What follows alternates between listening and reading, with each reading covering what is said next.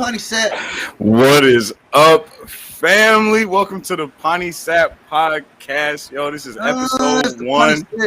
This is a place where we come together and discuss life and pontificate on the deeper meaning behind a whole wide variety of topics, yo.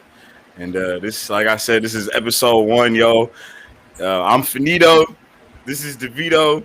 This is Renato. You feel me? We are the Brothers 3. What's up with it, show? So, yeah, man, let's just get into the vibes, yo. Let's just get into the vibes. It's big vibey. So let's start off with how was everyone's day today, man? Vito, how was your day, my G? Man, my day was excellent, bro. I mean, it wasn't very productive, but it was excellent. I stayed in the house, you know what I'm saying, cleaned up a little bit.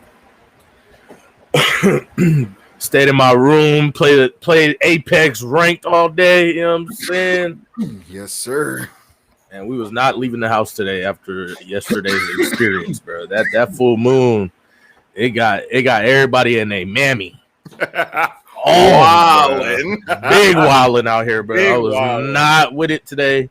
I didn't even leave to go get my coffee. You know, I gotta go do that every day down there. Damn, it was I serious. was like, nah, bro. I'm in the house, in the room, on the game, not listening or talking to nobody. I feel it. On everything. I feel it 100%. How was your day, Renato? What's up with it, man? What's going on, man, with the brothers, man, with the guys, man? Yes, My day was sir. awesome. I was asleep 85% of it. And it was fucking wonderful. And then when I finally got up, I went to the store and I grabbed some stuff for this podcast. And then I got back and watched the sunset and drunk some Hennessy. Ooh, that sounds real vibey. Big vibes. Oh, yeah, Yes, man. sir. Like where I live at, it's like the sunset sets perfectly. Where I just come out my door and I sit in my little chair and it just perfectly, then it goes behind the trees, bro. And then it's pretty dope, man. I like natural beauty shit. So, you know, I'll be super satisfied. Mm-hmm. That's lit. Yeah, that's dope. Yeah, that's definitely lit, man. It's I had a smooth day today as well, yo. You feel me? I basically got some house stuff done around the house, inside the house. Mostly outside, actually. I ain't even gonna cap. I mowed the lawn, you feel me? And then in the middle of me mowing the lawn, I ran out of gas. So I had to run to the gas station, you feel me? Fill up the gas can. And needed some gas in the car too. So you feel me? 2 birds with 1 stone. And then while I'm there, some random dude was talking to me, you know, just sharing some vibes that he had. You feel me? It was just a cool little moment. Went back home, put some gas in the lawnmower, put the rest in the bike. You feel me? Then mowed the lawn, washed the car, washed my bike, washed the grill. You feel me? And then I was vibing on Apex with Vito for a little while. I took me a little nap. And after that, nigga, we watched Captain America, the first Avenger. That shit was popping. Okay. Yeah, All Jay right. was juiced. He was like, yeah, we've been watching that shit from the jump. We've been watching all of them from the jump. So we're on Captain. So next we got Avengers, the first one. That's the next movie we got on the list. And it was going down. So yeah, it was a smoothie day. You feel me? It was a smooth. That's day. what I love to hear. That's what I love. I was just trying to relax. You feel me? Yep. With the fam, hella vibe it up. Keep the vibes under control in your own roof. Big You facts, got to. man. Because ain't That's nobody an else everyday gonna do that. thing, man. That's definitely an everyday thing. Yeah, because that energy that's being thrown out there right now, man, it ain't nice. Oh, that's a big Energy fact. is really everywhere too. Man. That shit definitely ain't nice. Yeah, that shit has been pretty vicious the last 4 days. I gotta say, hey, you could definitely tell that things were starting to set in and kind of start to take place. And Thursday, you could definitely see that it was the first day of that blood moon. Really, just facts. you know, putting out that putting the energy that it does to have people just kind of everywhere. You know, you could tell people were having a hard time making choices and decisions. A lot of indecisiveness. A lot of aggression out there. You know what I mean? It was just everybody was kind of feeling down on themselves. You know what I mean? And just kind of taking that out on other people. You could really see that going down. That full moon is why Derek and Tiffany got into it like that, huh? Yeah, facts. Yep. Especially like that, during the daytime, it may not be at its strongest point, but I mean that's when, just because of the gravitation that it throws off already, it's got the vibes offset, and you gotta that your vibes attack, and even if your vibes do get thrown off a little bit, you know what I'm saying? You gotta understand get thrown off. You gotta say, oh, it's a full moon outside. Gravitation of the earth might be off, might be throwing my frequencies off, throwing my vibes off, and that's why I'm feeling a little irritated today. So that was no one's plan though. Everybody was like, "Nah, fuck that. I'm going crazy. I'm about to cuss out everybody. I'm about to slap someone." Hey, if the wolves is out, I'm out with them, baby. Yeah, it definitely was out everywhere. Mm-hmm. Oh yeah. Sheesh. I don't know. I felt like I to be honest, on yesterday when I was out, man, it felt like I was just in a place full of cockroaches. Everybody was just crawling around like, oh damn, get out of here. Oh no, I feel that deeply, my nigga. I feel that deeply because that's real life. That is how it kind of was, except for the ones that except for those people that were also shining light, basically. If you could clearly see the ones that were shrouded in the darkness, clearly. I feel that for sure. Yes, sir. I mean, this shit was just like, geez, everybody get it together. It's okay, bro. We all right. We all right. Exactly. We in here. It's not your fault. It's not your fault. It is not. Get it together. It is not your fault. All right. Bro, we all in this shit together. Hey, and that's really what it is, man. Understanding and talking and sticking together and being able to talk about it. You know what I'm saying? You got to be able to come together and like, hey, this is how I'm feeling, and then your folks that supporting you or whoever it is that you're talking to, as long as they understand, you know what I mean? They could help you get through feeling how you feeling. You know what I mean? And, Facts. a supporting cast is definitely important to everybody. I don't care who you are. You know what I'm saying? Everybody needs somebody. Cast. Everybody needs somebody. Facts. Big facts. I couldn't agree with that more, man. I feel like nowadays, everybody gets so wrapped up in being they own somebody, which is good. You feel me? I'm not saying that's a bad thing because, of course, it's always good to have your back no matter what. But man, nowadays nobody wants anyone to have their back. You know what I'm saying?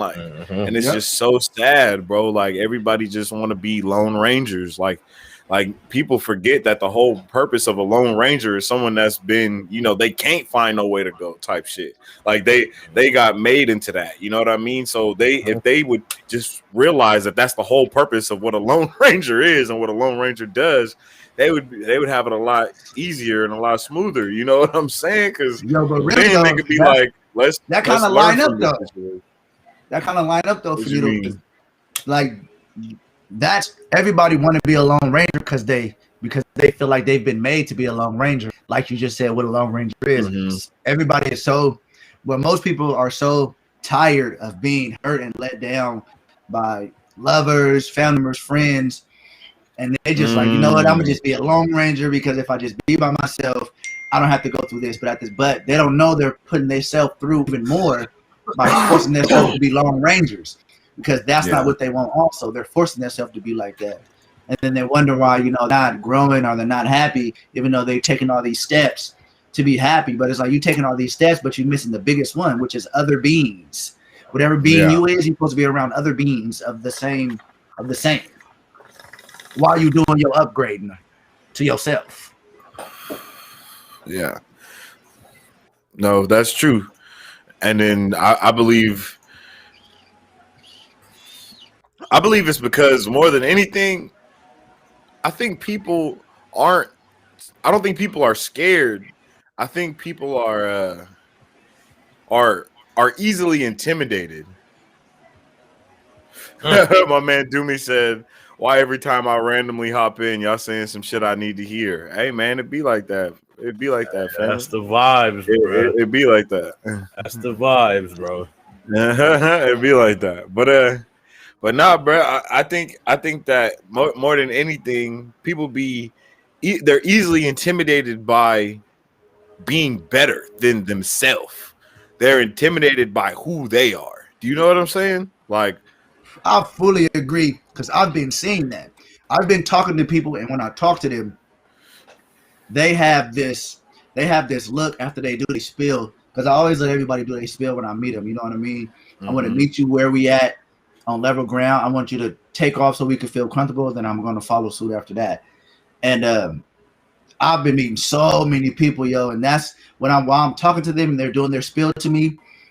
As soon as I let them be done, and then I start talking, I see in their eyes that their spill comes from them being scared of being who they really are, because it intimidates them, because they never was taught to, be comfortable and learn who they are, but they still feel it. And when certain people come around, ergo, somebody like one of us, and talk to them a little more deeper, and tell them things that resonate with their frequency, it shake them, because they're like, "Ooh, how'd you know to tune into that frequency? Yeah, how'd you know to tune into that frequency that I've been running from? Like, because that's your frequency, nigga. I'm just trying to talk to you." Exactly. The real you, not the you that you project to everybody else. You know what I mean? I'm talking to you. Yeah. Let's put all the bullshit aside. And then I think that's also what ends up becoming an issue. I'll let you go after this, Vito, because I know you got some shit to say. Is that I feel like people's ego take over, and the ego becomes the Lone Ranger. Do you know what I'm saying? Like, yes. And then they lose the actual tribe member that there was. You know what I mean? Because that ego comes in. And it's like, you've been wronged by your tribe, so now you're a Lone Ranger. Let me take this wheel, because as the ego, I am a Lone Ranger. You know what I mean? That's how the ego's vibe is. Like, it feels like it's alone all the time. That's where it spawns of. That's where the self-centeredness of the ego comes from, is because it feels like it's alone, so it got to give itself compliments all the time and up the ante. So. That's just kind of, I feel like people don't want to control their ego, therefore they don't want to control, being that feeling of loneliness that they actually got to deal with when it comes down to it. Yes, what you got to say about it, V? I know you're just gonna let us go. So no. I mean, everything y'all saying is all there, and again, this just leads back to a conversation that we had previously about. Kind of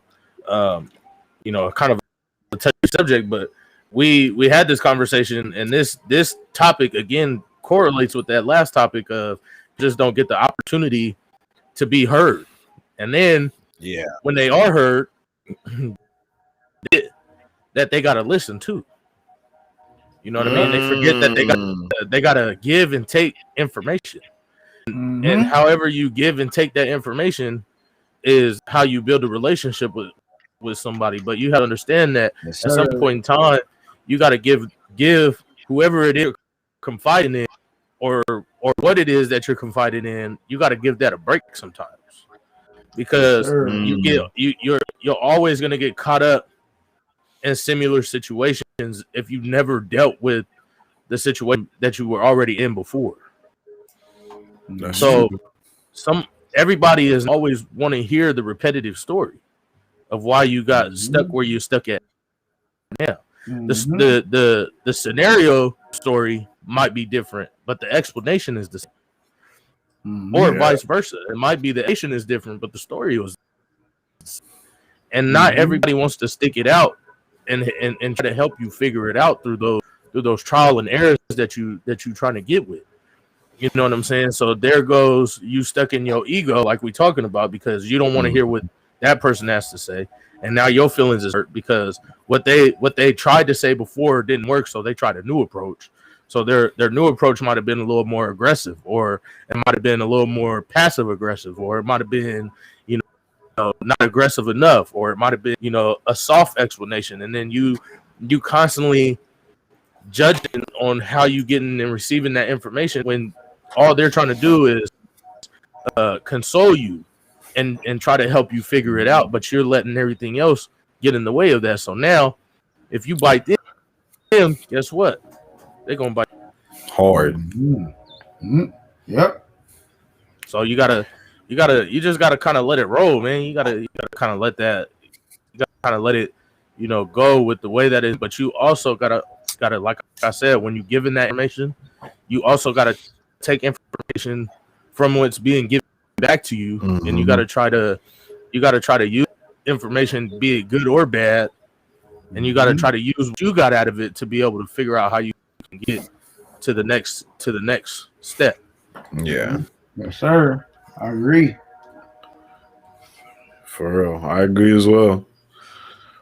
Once again, this is those moments when we're all in agreement about something because it's just like it only makes sense though, because it's like the tribe, man. It's that trifecta. Exactly. And then facts are yes, man, because it's just that's the reoccurring theme of is people being scared to level up or to share information, to share knowledge, to help somebody get to the next step.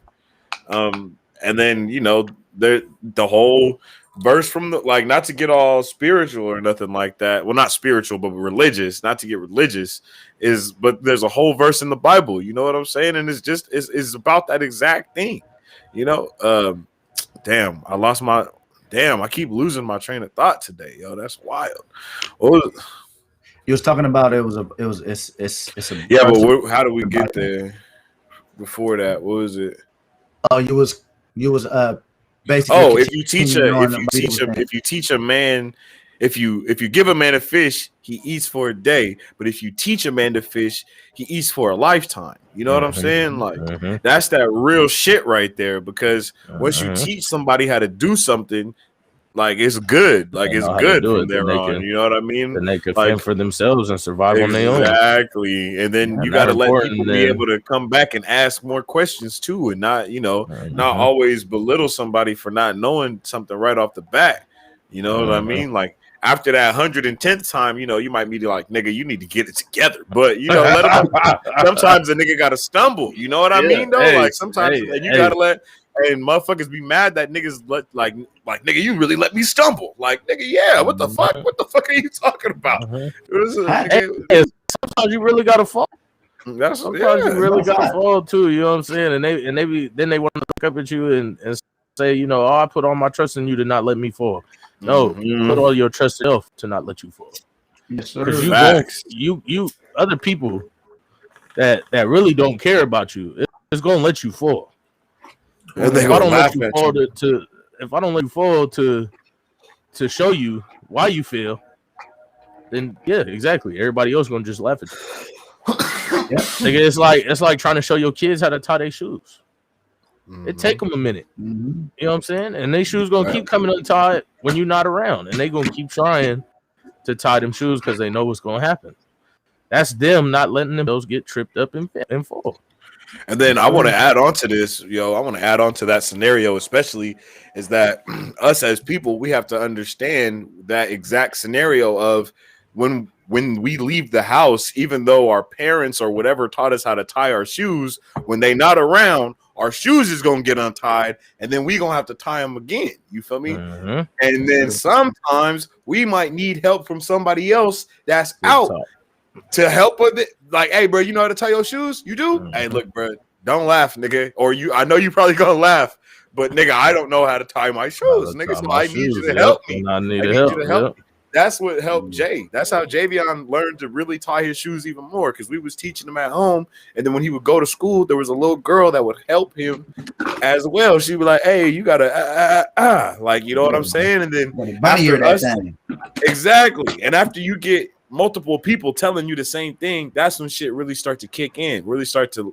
hit. You know what I'm saying? And that's why it's so important to find your tribe and to do trial and error, everything that we be talking about. You feel me? It's so important because that's the only way to get to the next step. Like, you never gonna learn how to tie your shoes if you don't ever learn how to just do the crisscross. You know what I mean? That first step is step by step, and then nigga, then you learn how to do everything. And everybody is so scared to do baby steps. And like we keep like to go back to the thing, everybody is scared of they self. So they like, bro, I'm better than that than to need to ask somebody to help me tie my shoes. It's like, nigga, so you just what are you gonna do instead? Yeah, what are you gonna do instead? You gonna get them Velcro ones, huh? Yo, Skechers with the zipper on it. What I've been coming across lately. Oh, go ahead, Vio. Go ahead. No. Go ahead. What I've been coming across lately is a lot of people that are leaders of their tribe. They're starting to look for something more. These are like the type of people I've been running into lately, and the something more is whatever that they're doing or believing in. It's working and it works, but something is missing. So that something is missing. They got that type of energy on them. So they're attracting certain people that's going to give them something, but you just got to understand when somebody is searching for something and you're the one to give it to them, that you can't go too hard, you can't go too soft. You know what I'm saying? You got to give them exactly what they need. You got to just listen and pay attention to the energies and the frequencies of what's going on, because a lot of leaders of their tribe right now is ready to lead their tribe to something else, because they only was leading them to where they led them because that was the knowledge they had at the moment. And that's really what this time is right now. In time, this time right now is other leaders are going to other leaders to seek knowledge. You know what I'm saying? But they don't really want to say that they trying to seek knowledge, but they open in conversations, and that's their way of saying, hey, I think you got something for me, and I got something for you. And that's definitely what's popping on right now, for sure. For sure. And see, I'm not gonna say that that's a wrong thing to do as a leader, because of course somebody else is always gonna have more knowledge than you, or have better answers than you, or have, just all around may even be better equipped than you are for certain shit. But at the same time, while you're out looking for something more and you're gathering this information, you got to teach somebody within your tribe to also lead.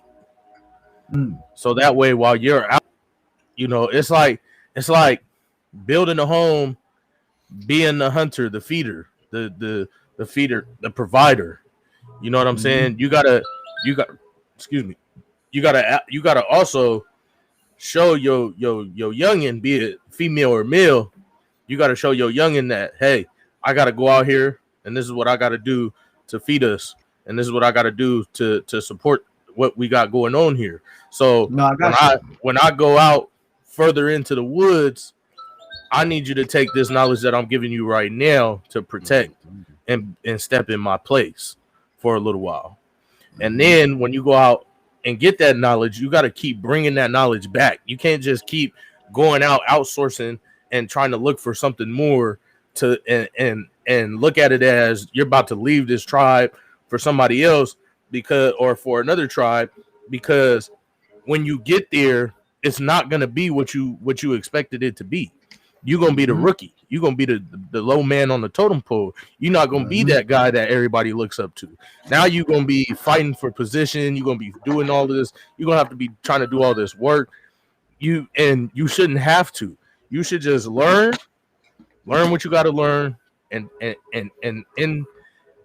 receive that message and bring that back so your tribe could keep going and pushing forward. Because now what you learn and what you're teaching is now going to show the next man in line, or the next woman in line. It's now going to show them that this is how you grow. This is how you keep growing. This is how we keep growing. This is what we do. This is how we do it. We go and we take all this information and then we make it what we need to make it to survive. Because not everybody's city is a big city. You feel me? But one day they're going to get there. Facts. So Rome wasn't built in a day. Was not. These are facts. It was not, and that is a definite fact. And that is a definite fact that everybody can agree on, be it inside, outside. You know what I'm saying? Wherever it is, The world wasn't built in a day. Shit. Facts. You know what I'm saying? We could even get on that level. Big facts. For sure. And it just according to everything, it took 7 though. According to everything, it took 7. Exactly. No matter what source you look at, it's 7 days. Mm-hmm. Yes, sir. Yes, sir. Yeah. Yes, sir. But it's just we have to. Bang, I think that's just like boom, it exists. We have to keep teaching not only just ours, but we got to teach others too. And that's why I'm okay with other leaders going to other leaders, or outsourcing and resourcing to get the answers that they need or that they search for. But there's no reason to leave at all, ever.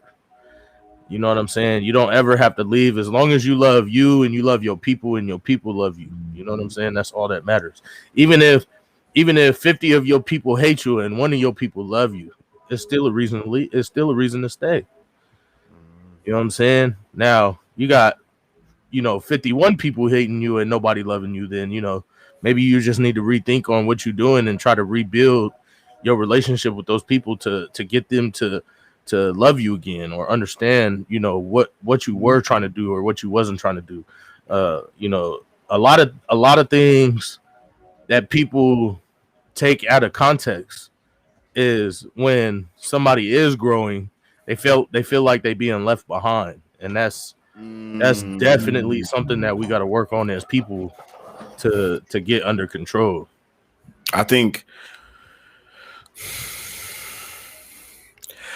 the reason sometimes is because that people are be so zeroed in on their own information that they won't allow new information to change the way they feel about a subject. I could feel that. And that makes them just so tunnel vision. You know what I mean? They become tunnel vision on the shit that they're looking at, on the shit that they're doing, because it goes back to what you said about verifying. Yeah, exactly. Because the trust but verify, because like information comes in all shapes and sizes, real talk, you know what I mean? And then, like we always say, if somebody knows enough about something, they can make anything sound good. Facts. But that's why you gotta, and that's why you have to get so much information, is because someone might know more than you and then sell you a story that is not a fact. It's a story.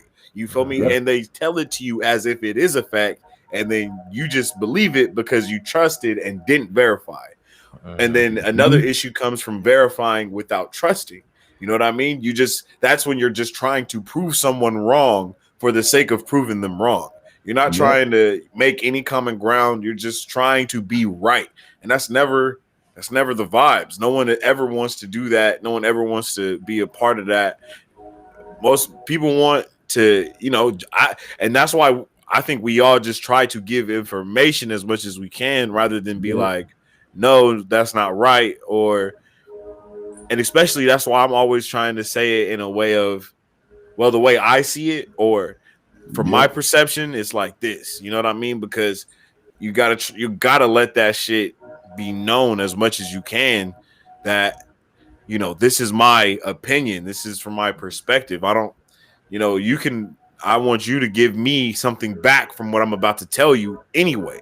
I don't want you to just take what I'm about to tell you and then be like, all right, that's it. That's fact. That's law. That's it. Boom. We out of here. Like, no, my nigga, like, you do some research about what I said as well, come back about it, and then we continue to talk. That's what all three of us do. That's why we pontificate so hard, because whenever we talk about anything separately, because we all trust, and then we all go back away from the situation, and we all verify the things that we already know, that because we know each other all right. You know what I'm saying? We're not trying to prove anyone wrong. We're trying to learn what you know, so we can also know what you know, because you brought it to our perspective in the first place. And we're like, all right, now let's see how this knowledge can be absorbed into my perspective. How can I use this knowledge to help me grow somehow, some way? You know what I mean?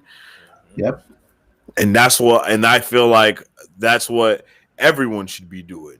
That's what, no matter if you're a leader, a follower, a worker bee, whatever it is, wherever you fall into the category of that pyramid, so to speak, you feel me? You should be trying to gain knowledge. Like the saying, Rome wasn't built in a day. We should take that for ourselves because we can't be built in a day. You know what I'm saying? There's levels to us. We got to be able to grow and go through those levels. Sometimes you got to start as a worker and then make your way up. Sometimes you born as a leader and you make your way down. And then you born as a leader and you actually supposed to be somewhere lower on the thing. It doesn't mean that your position is any less though. You know what I'm saying? Like to refer it to something, I'll give it to like cheerleading, like when they make a pyramid with cheerleading, you know what I'm saying? Right. Every person matters, no matter where they are. Without that motherfucker, guess what? The whole shit will. Without that motherfucker, guess what? That whole shit. One nigga get to shake it, and the whole shit is coming down. And not only will that motherfucker come down, motherfuckers are gonna get hurt. Yeah. Everybody gonna get hurt because no matter where you are, you gonna get hurt on the top because you fell, and then if you on the bottom, you gonna get hurt because the motherfucker fell on you. You gotta find that balance, that middle ground with everything, and the middle ground is acceptance. I believe acceptance is balance. I believe that. I definitely agree with that. I had a beautiful conversation with someone yesterday, and really everything you just said was in the conversation. We started off the conversation because they seen some of my posts. Okay. And they started off the conversation with, "Man, what be going on with you, man? I'll be looking at your post." I was like, "Yeah, I know you be looking at my post. What's up?" And he's like, "Yeah, man," and we just started going, and they started a lot of the things that they were saying to me was a lot of things that I agreed with, but they just everything had had a cap to it, had a ceiling at the end. So what I did while I was talking to them, I never dismissed anything they were saying. I told them I agreed. Every time I agreed, I was like, "Yo, I agree with that. I agree with that. I agree with that. I agree. But then when they got to their capstone and they ceiling, that's when I'll be like, "Well, see, that part I don't agree with it. Let me tell you why." And the thing that I realized that they were so interested into why I didn't stop with my knowledge where they stopped at. And it was so interesting to me personally, talking to someone with so much knowledge and so much connection to their spiritual self, to have that cap though that they decide to be under. And it was just it was really like, I don't want to say eye-opening, but I guess it was just very interesting for me. I really liked it. And then I said a few things to see how they would react. And the things that I said to them, it was like no, like their no wasn't like a no. You know what I mean? It wasn't like a no. It was like a no. That's it, really? I'm not a guy. Like, all right, cool. Yeah. You don't ever believe that, but cool. All right. And it was just it was crazy, man. The conversation I had with that person was so interesting, and I feel like I definitely took a lot from it, and I feel like they took a lot from it too. And I feel like that conversation we had is gonna linger on for both of us and have us doing things that maybe we wouldn't have did if we didn't have that conversation. And that's why it's so important for people to communicate with each other in a way where nobody is disrespectful and disrespecting the other person. You got to respect yourself and respect who you're talking to. And that don't mean censor yourself. That just means know the room. You know what I mean? Know who you're talking to. So find the frequency to tune in to talk to them best. And I know my man Finito always says that all the time. Yeah. And he is right. Like you just gotta make your ego shut up, because your ego is made for specific things, and that's usually not it. When it's an open conversation with someone, they're trying to give you some knowledge because they got love for you, even if they don't know you. You know what I mean? They got love for you, and that's why they're trying to give you some knowledge. So you got to come in that open definitely be standing with your feet firm and your chin up and your chest out, but you can't get too big on yourself to where you can't even hear what they're trying to give you, because somebody could be trying to give you something and the only way they know how to give it to you. Yeah. So then you got to take what they're giving, and then you got to give them something in the only way that you feel they can receive it at that moment. And that's where the beauty comes in, and just everybody, man, just communicating with each other, man, and trying to better each other and at the same time themselves. And what that is creating the common ground. Like, yo, I'm telling you, I'm gonna write 3 books, yo. I'm gonna write 3 books. The first one's gonna be called Trial and Error. The second one's gonna be called Don't Forget to Remember, and then the last one is gonna be called Create Common Ground, yo. Because the biggest thing about common ground, yo, is that we're level with each other. There's nobody looking down on anybody. We both at the exact same time understand. And we go through the levels of understanding, understanding, and overstanding together. 4 books, under and or over. That's the 4th one. So can't forget that one. That might have to be the first one. It's so important. So might have to make 5. The first one is that, and you gotta have a part 2 of the under and or over once you're done with the other 3. Exactly. Yeah, I come back and bring it back around. Like, all right, bro. So now that y'all understand, let me go ahead and put a bookend on it. But yeah, man, because you have to go through the ride of understanding, understanding, and overstanding together. Like, because no matter if you're trying to pull someone up or, or get lifted up, it can allow a person to think that you're saying that you're better than them, or you're saying that you need them. You know what I mean? Like, either way, it can be misconstrued. Like, because the person that you're trying to reach out to can be like, man, I'm going to climb up myself to understand. I don't need your help to lift me up to this understanding. I'll do it myself. And then on the other hand, a person can be like, man, you need me to pick you up to understand. You can't just climb up. And both ways are just not the vibe. You know what I'm saying? Like, it's not the vibe. You got to be happy to share the knowledge. Happy to let somebody else know what you know. Try to get them try to see if they are already on your level, but they just know the opposite of what you know. Yeah. That is common ground right there within itself. And now you going through under and or over of each other's knowledge about one subject. You feel me? It's like, oh, you know left, I know right. We put them together, we make directions. You know what I'm saying? Like, that's what it's all about, man. So, man, just make sure. I think everybody should make sure that they're all trying to make common ground with the people that they dealing with when they try to, when they're doing shit. Because if you talking to someone and, they might already know what you know, and you don't know that unless you ask them. So it's up to everybody to make that common ground. These are facts, man. I just want to chime in real quick. It's like a live update. We have we got trigger warnings, finito, on our YouTube page right now. Clip. Mm-hmm. So it's not up there right now, but it's up. It's up privately for us.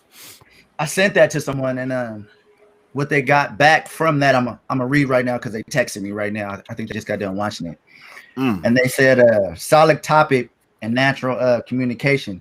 Everybody definitely ain't ready for them topics, but you're supposed to wait till you're grown to have certain conversations, and we've been grown." And that comes back from them watching our clip that y'all should be able to watch soon. And man, I think that's the type of that's type of feedback we would like to get from people once they start watching these clips we're gonna be setting out, and the people that's watching the live is taking what we're saying, sitting on it, and chiming in. Facts. Pontificate with us. Exactly. We always will keep that discussion open. So with everything that was discussed in this situation and just the scenarios of everything, because you guys touched on a lot of on a lot of stuff. You know, y'all brought up a lot of different things of, you know, uh just you know, understanding, understanding and overstanding, you know, creation period, really. Mm-hmm. And so it was brought to my attention that, you know, um if if we are not part God, then why does the Bible tell us that we are? See, Because he's saying that every man is made in his image. Every man and woman is made in his image. see, but So that then, goes. Oh, go ahead. so then that low key means that either we are the gods of our own universe, of our universes, of what we create and what we make of our universes, or what, we just supposed to ride the wave and pretend like there's somebody else that creates those steps for us. Yeah. You know what I mean? Man, I And seen then that. go ahead. I seen I watched a video and somebody was talking about the Bible, and they were saying, you know, the Bible wasn't written to be taken so literally. The Bible was written in code.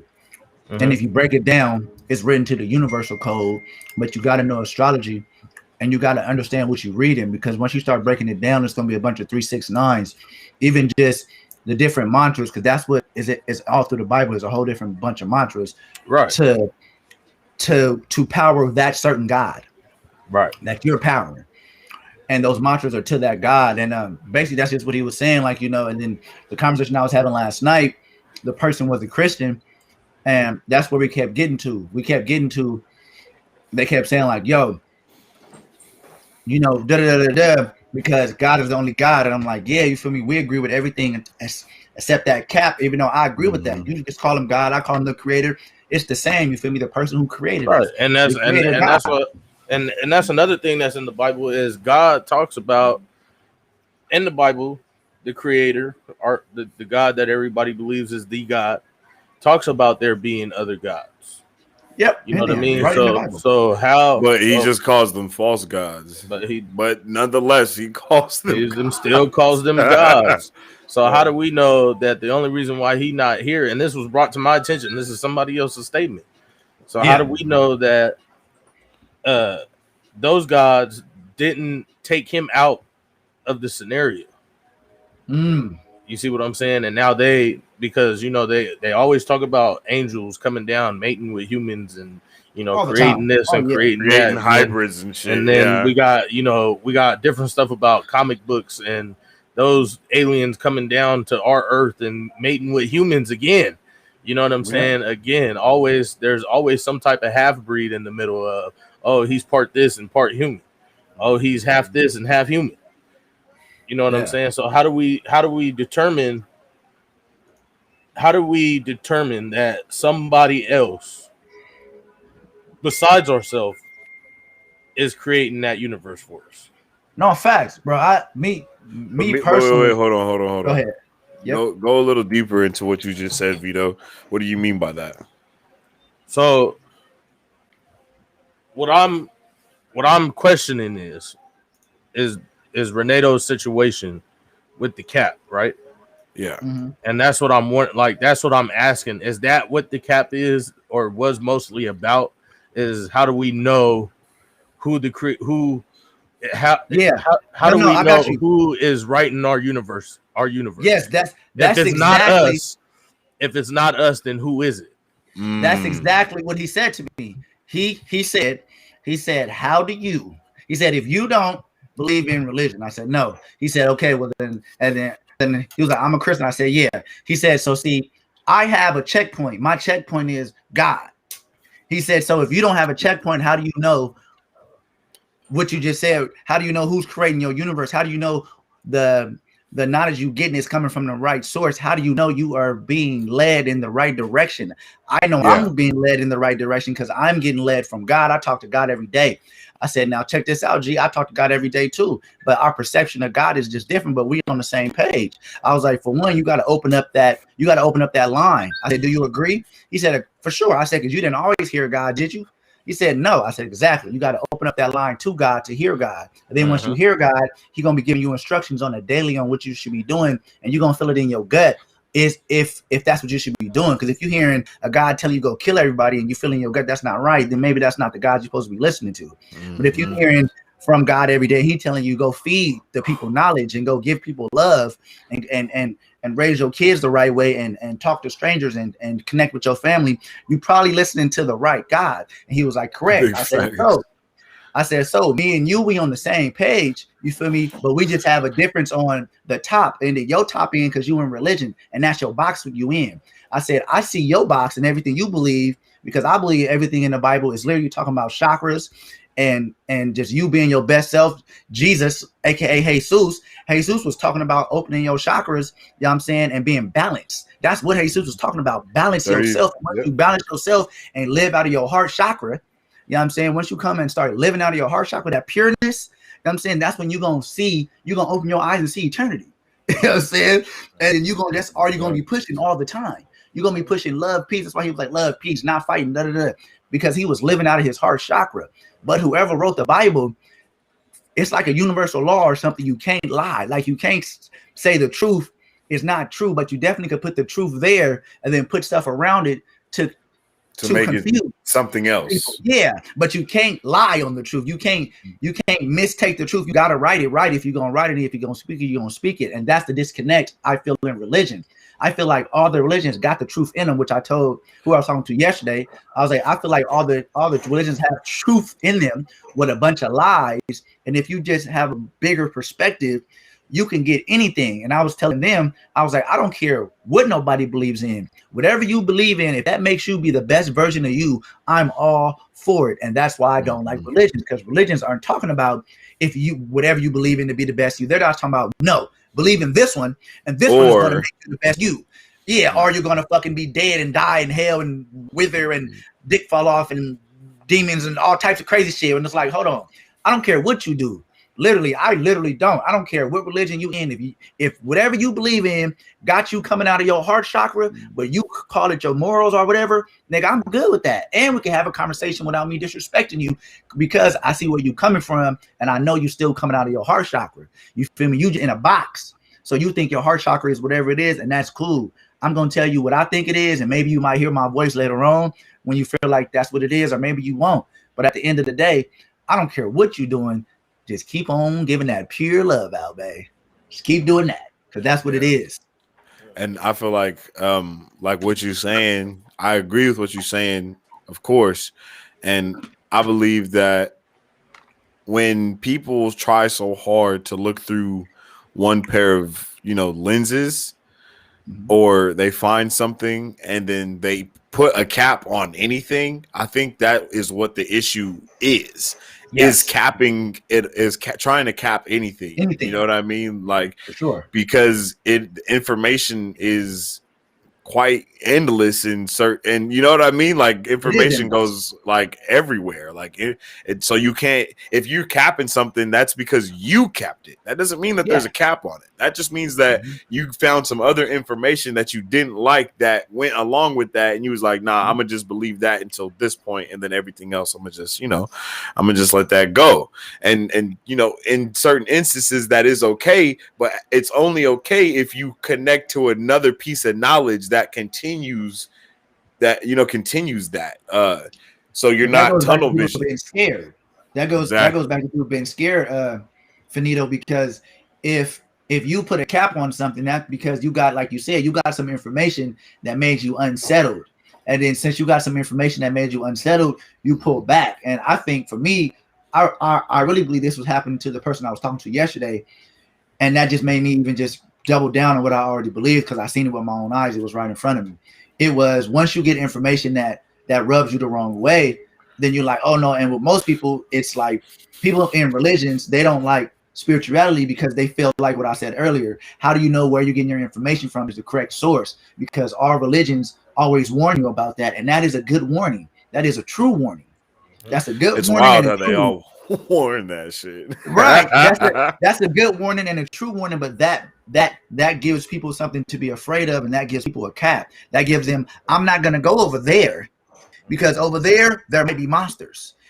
But if I stay over here, I know it ain't no monsters for a fact. And then it's like, yeah, but if you went over there, you would find out that it is some monsters, but them monsters is more scared of you than you is of them, because you are the powerful one. They are the one that's trying to feed off you. Now, if you go over there and let them finesse you, they're gonna feed the shit off you. They're gonna feed off you forever if they can. And they feed off, and what they say is that those demons and monsters feed off of fear. So if you go over there with no fear, then they ain't got nothing to feed off of. But you already got fear, because you already got fear about it might be monsters over there. It's a fucking circle, man. Fear, that's what it is, false man. Evidence appearing real. That shit is wild. And I think to go back to what you were saying though, too, Renato, is that like everything does have a little bit of truth in it, because it all came from the truth. You know what I'm saying? Nobody made this shit up.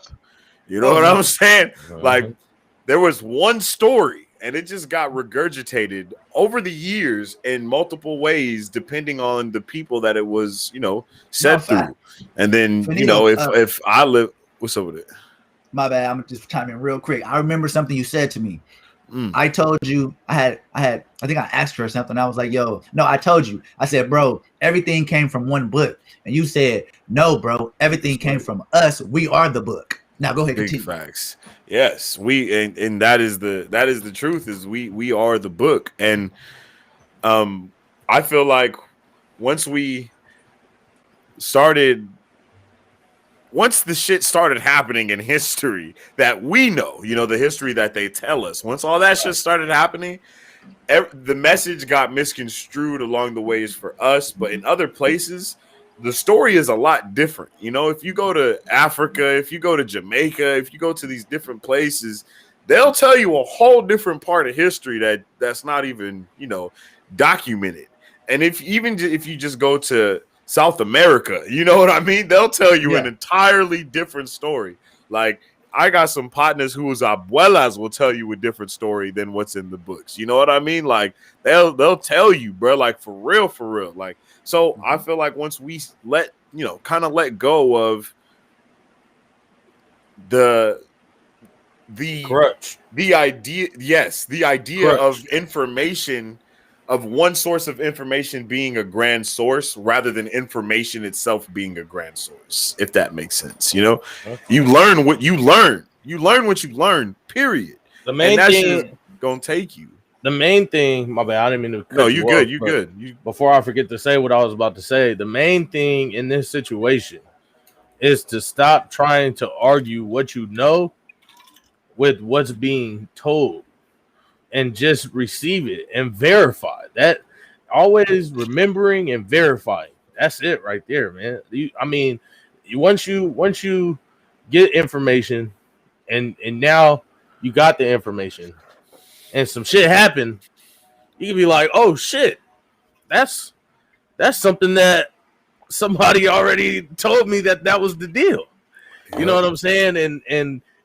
And yeah, we gotta stop just relying on books, because not all of that is the truth. You know what I'm saying? We gotta stop just relying on one person's word, because some of that is the truth. And some that's of what it's people get scared at, DeVito. People get scared on if they don't have a written down guideline to go to the universe. You know what I mean? Like if they don't have that written guideline, then that's when they start to get real sketchy, because that's the programming they have. They have the, oh no, somebody that's did it should teach you, and they're probably going from a book, so you can check that in with books. But at the end of the day, anybody can write anything, because people is definitely writing down the truth, but people write down lies all the time in books that are certified. Like, look at the history books in the schools. They've been saying the last 6-7 years that a lot of that stuff, they about to make all new yearbooks and history books and stuff, because a lot of that stuff just isn't valid. But look how long it was valid. It was valid for how many generations was that shit valid, and then now they saying it's not valid. So that goes on what you're saying.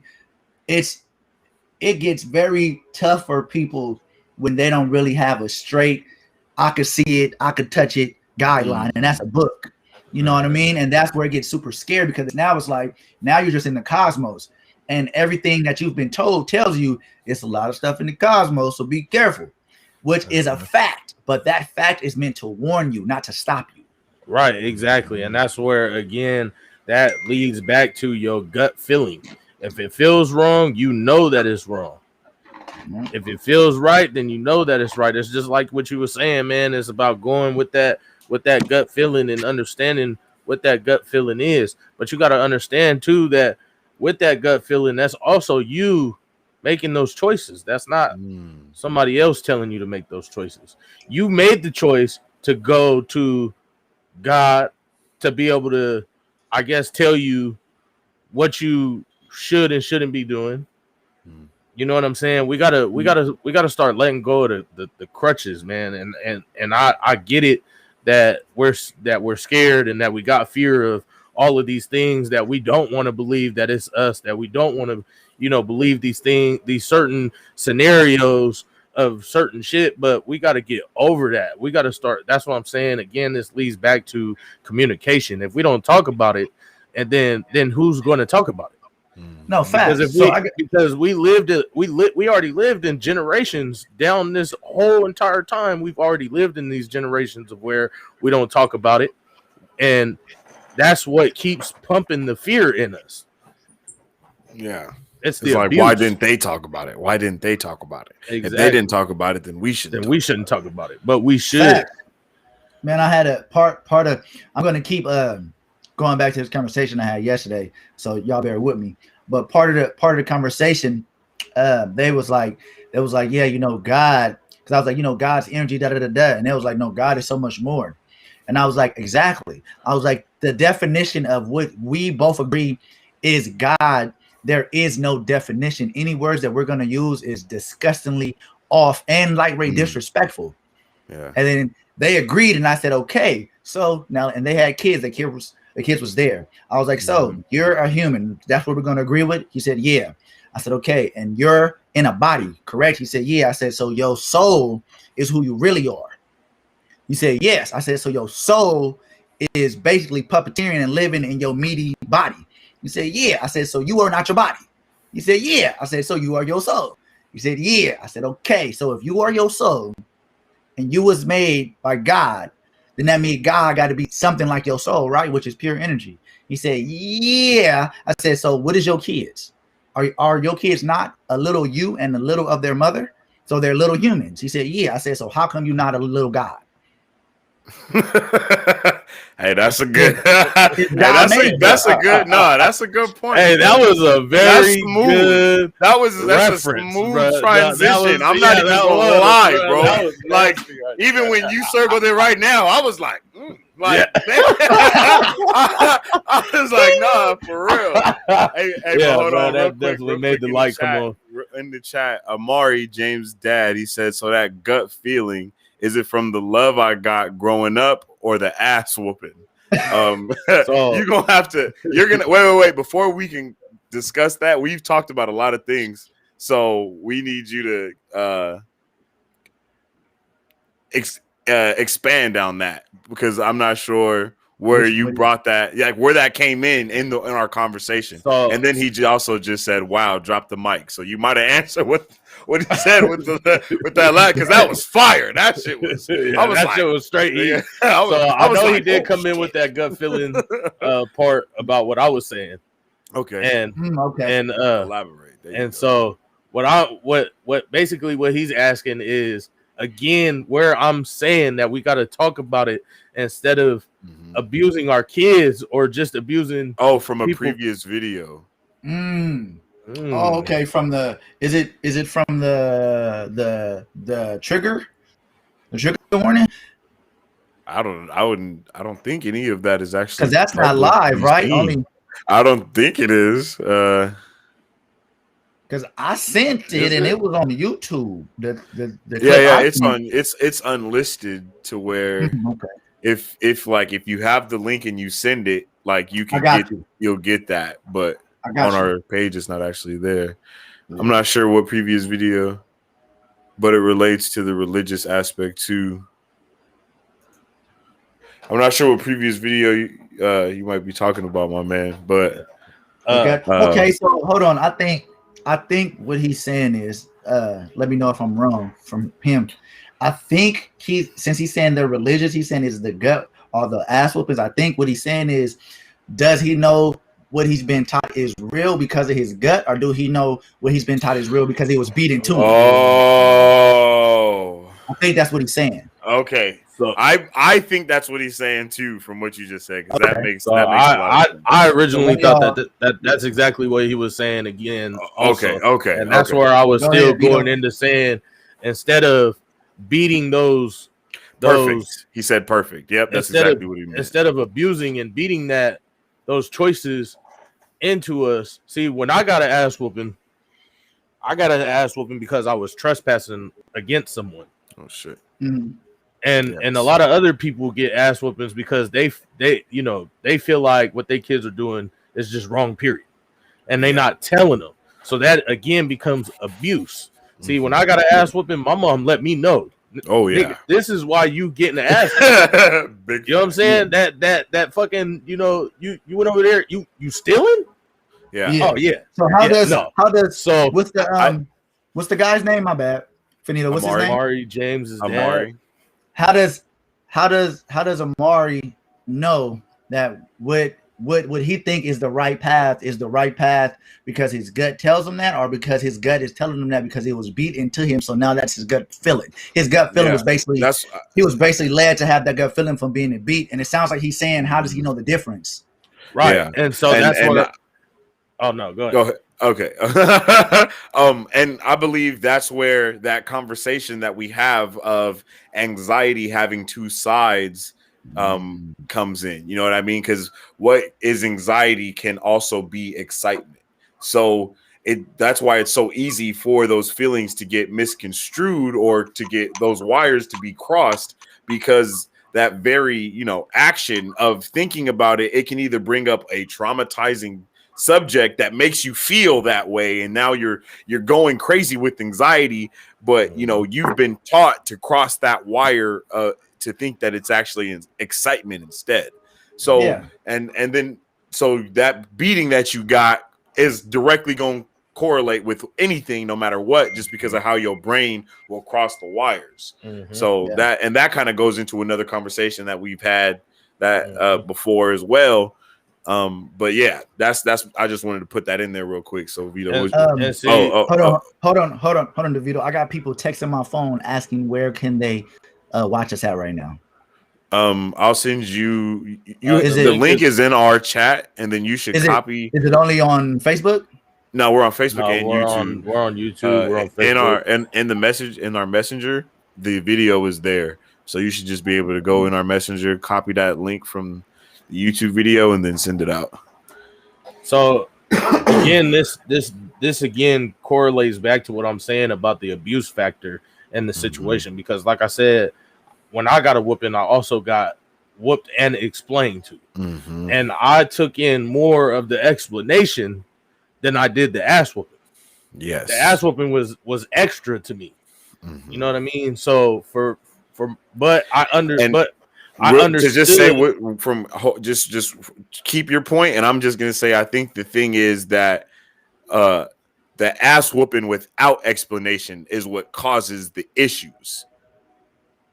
So like an ass whooping with no explanation whatsoever is what causes. Yeah, okay, you know what I'm saying? I thought you meant like an explanation without an ass whooping. But yeah, no, I get. No. I'm saying there's ass whooping with no explanation. It's like, you're not gonna go to church?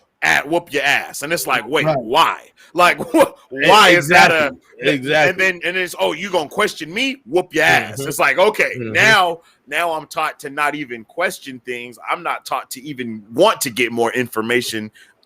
You're putting a cap on me as a child, and that's what we're saying is bad. So I just wanted to put that out there just real quick, and that is what exchanges the difference between a gut feeling and being feared into doing something that you don't feel is right already because you was getting hit in behind it. So again, that's that abuse factor of, instead of just telling me, hey, we as a parent, my man said you fellas are dope. Another level of conversation and information. We appreciate you, Amari. Thanks for that, man. We definitely appreciate that, man. But again, we always say communication is key. Facts. Communication is key, right? Yeah, and that's real, because I would rather you have explained something to me on a common ground, right? Yeah, than to explode on me and yell at me, or try to pump some type of intimidation into me to try to get me to understand something. Now, I understand sometimes we do need that for certain situations that do occur. Right. But the most successful thing to do in situations is to conversate about it, to have conversation, and to give that knowledge of why something is bad and why it feels bad to do certain things and why it feels good to do certain things. When you know, we can explain the levels of society and how society works, as opposed to trying to beat it into our children.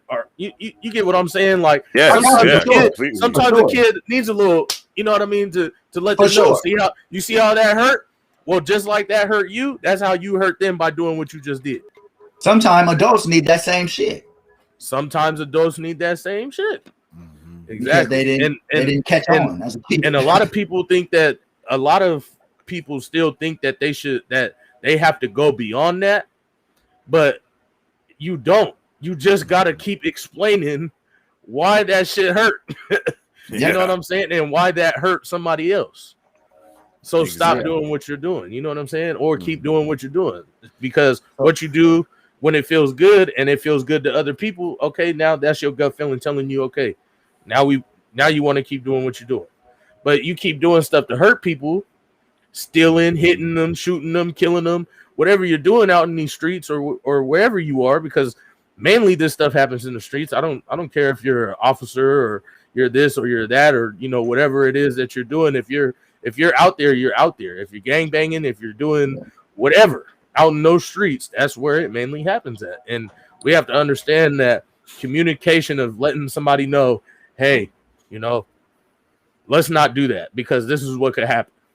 Yeah. Right. You know, and because we don't have enough of those conversations, people like us, it makes it hard for people like us to be able to go to the stores. And to be able to go to these places, because everybody thinks, oh, those are just another part of statistics right there.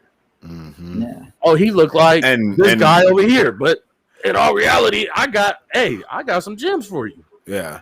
And I feel what you're saying so much, and I know we all feel that, because in our lives, not only because of our, you know, age, but it's mainly because of our race. Up until lately, I feel like within this past year, maybe 6 months, that, you know, people will actually hear us for what we are saying. You know what I mean? Like, for so long, people would just not even hear you out. And that's what I will say, is that we have come a long way. We got a long way to go, don't get me wrong, but we have gone a long way to even be able to say, let's have a conversation. You know what I mean? Yeah, facts.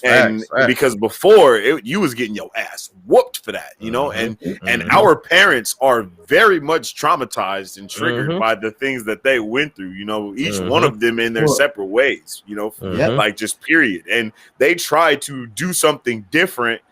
And, you know, that had its ups and downs, but that's what it is when you're doing something new. It's a trial and error. You're trying to do something that you've never done before. So while we will, you know, say that it was not right about a lot of things that have happened in the past, we have to be able to not forget them, but to allow those situations to mold us and help us grow into the better people, to not let that information be lost in the stream of bullshit that actually tries to get fed to us. You know what I mean? The sauce. Don't get caught up in the fucking sauce, yo, because it's so easy to get caught in the sauce. Like, it's tempting for that. It's oh yeah, that's always. That's like, what it's there for. Like, You it's feel like me? It's like taking this. Like, let's see, like nigga. Damn, I thought I had $1 right here somewhere, but let's just say I got $1 in my hand though, and that over there costs, let's just say this drink right here. Mm-hmm. You know what I'm saying? It costs. This is the sauce. Yeah. And I got $1 in my hand, and I know you want some of the sauce. But I want $1 for the sauce. Mm-hmm. So what I'm gonna do is this is what I'm gonna do for you, and this is how they talk to us too. This is what I'm gonna do for you. I'm gonna give you this $1 to give to me for this sauce. Oh my God! But you're gonna have to also go out and get another $1 to bring to me to get this sauce. Mm-hmm. Nigga, and then the game begins. And the game begins. Bruh, so and now let me just tell you, bro, there's this show. It's called The Chi. It comes on Showtime. I highly recommend The that Chi. everybody watch it. Yes, sir. It's called The Chi. It's about black people. And it is the show to understand how to get a better understanding on how and why a lot of people have been reacting the way that they've been reacting in regards to the certain shit that the media and other people have been saying and putting out. I mean, it's like rinse and repeat.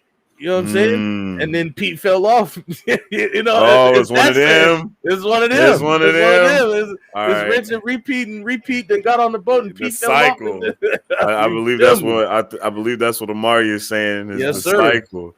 I got the little trailer for The Chi. You want to check it out or? Yeah, go ahead. Let's throw it up there. The Chi is fire. Go ahead, throw it up there. I've never seen it. I want to know what this is about real quick. It's big fire. Back up. Y'all can hear it? Yes, sir. Yeah. What you gonna do?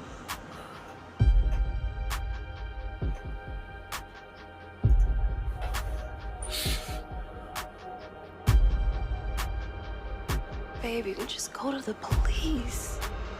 Music is all we got.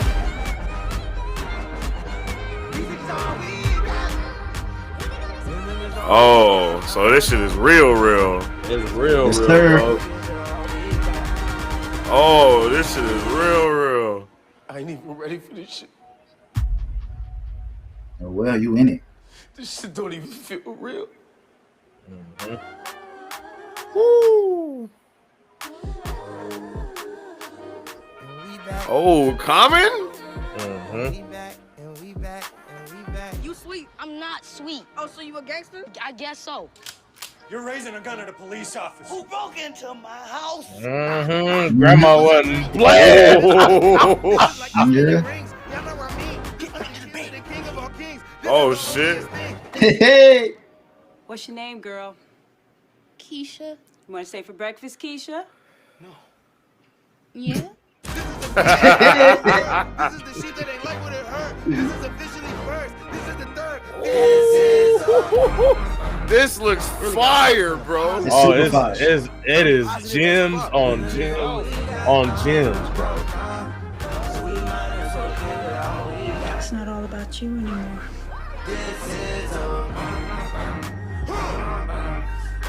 I was wondering if you could walk me home. Excited to be Yeah, scared good sometimes. escape. My mother said I ain't supposed to cross this block. Wow. How she gonna know? Cause Jesus watching. No, he did not just say Jesus is watching. Yes, he did. Bruh. So Hey, Yo, that right so there, I got a- yo. That right I got there a whole covered half of the conversation. That we just Bruh, I got one. So listen. She said, so you sweet? He said, no, I ain't sweet. She said, oh, so you a gangster? He said, well, should I guess so? We need Exactly. to talk about that. We need to talk about because you're not sweet or what they say is sweet. That don't mean you got to be a gangster. You know what I'm saying? You could be a young man and a young guy. You know what I'm saying? Because you're going to stand up for yourself. You know what I mean? Like they put us into this box when they say, oh, you're a warrior. So since you're a warrior, I'm not gonna call you a warrior. I'm gonna call you a thief. I'm gonna say you Amari a said, thief. Showtime sending y'all checks. I'm about to subscribe. Hey, bro, that shit was fire. So that conversation, I've been seeing it a lot on social media more. but I think it needs to keep on going. It gets even stronger because everybody have their position to play, and it's a lot of warriors out there that's being shoved into the gangster box because that's what they want to do. They want to put you in that gangster box, and now you being a warrior against your own people. So now you're not even serving your purpose because you're supposed to be warring, protecting your people, but instead you're warring against. I think more than anything, I think more than that, I think people are being forced to be warriors. Period. Oh, for sure. No matter what their actual, especially men, even if they're a healer, a spiritual, especially men, whatever they are being bred to be warriors, bro. And it's like they don't even care. Like and now it's to the point where even if the people, like to use the terminology that they use in the show, even if the person is sweet, they are also now warriors of that. You know what I'm saying? Like everyone is a warrior for everything, like on every level, on every stage, and then when we all just take a fucking breath and we're like, wait, what the fuck are we warriors for right now? Like, what war are we fighting? What exactly? What war are we fighting? Exactly. Like, because when warriors aren't being warriors, gotta pick a side, even bro. If it's a sport. I dig that, bro. No matter what, and I dig that, and I'm tired of it. I think we can all agree on that shit, man. They want you to pick a side for everything, all the way down to nigga, if you are a fucking meat eater or not. Like you gotta pick a side, nigga. Hey, oh, nigga, you eat meat, nigga. Why can't you just beat and I get it. I get it with that too, but can we all just come to the understanding that no matter what, that shit all come from the same place? For sure. Facts. The cows got to go out there and eat plants. You know what I'm saying? Come on, bro. The cows is getting fed plants. The chickens, all of that. Real quick. Wow, shit's amazing. Yo, nigga, is that chicken? Is that chicken, nigga? Oh. What's up? What I do? What are you doing? It's chicken. What are you doing, bro? It's chicken. I'm not about to put my chicken down. Like, what are you over here? Like, who are you, dog? You ain't about to make me put my chicken down. What am I? I'm a vegetarian, nigga. Big V's over here, nigga. Big V's over here, nigga. Oh, I'm sorry. You think I'm pussy, don't you? You think I'm pussy, don't you, nigga? Oh, no.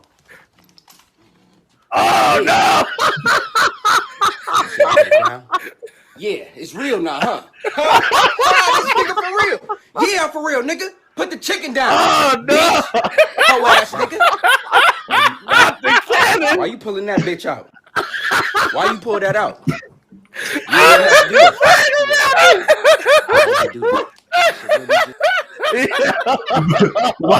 Why do you do this? Put the chicken down, bitch.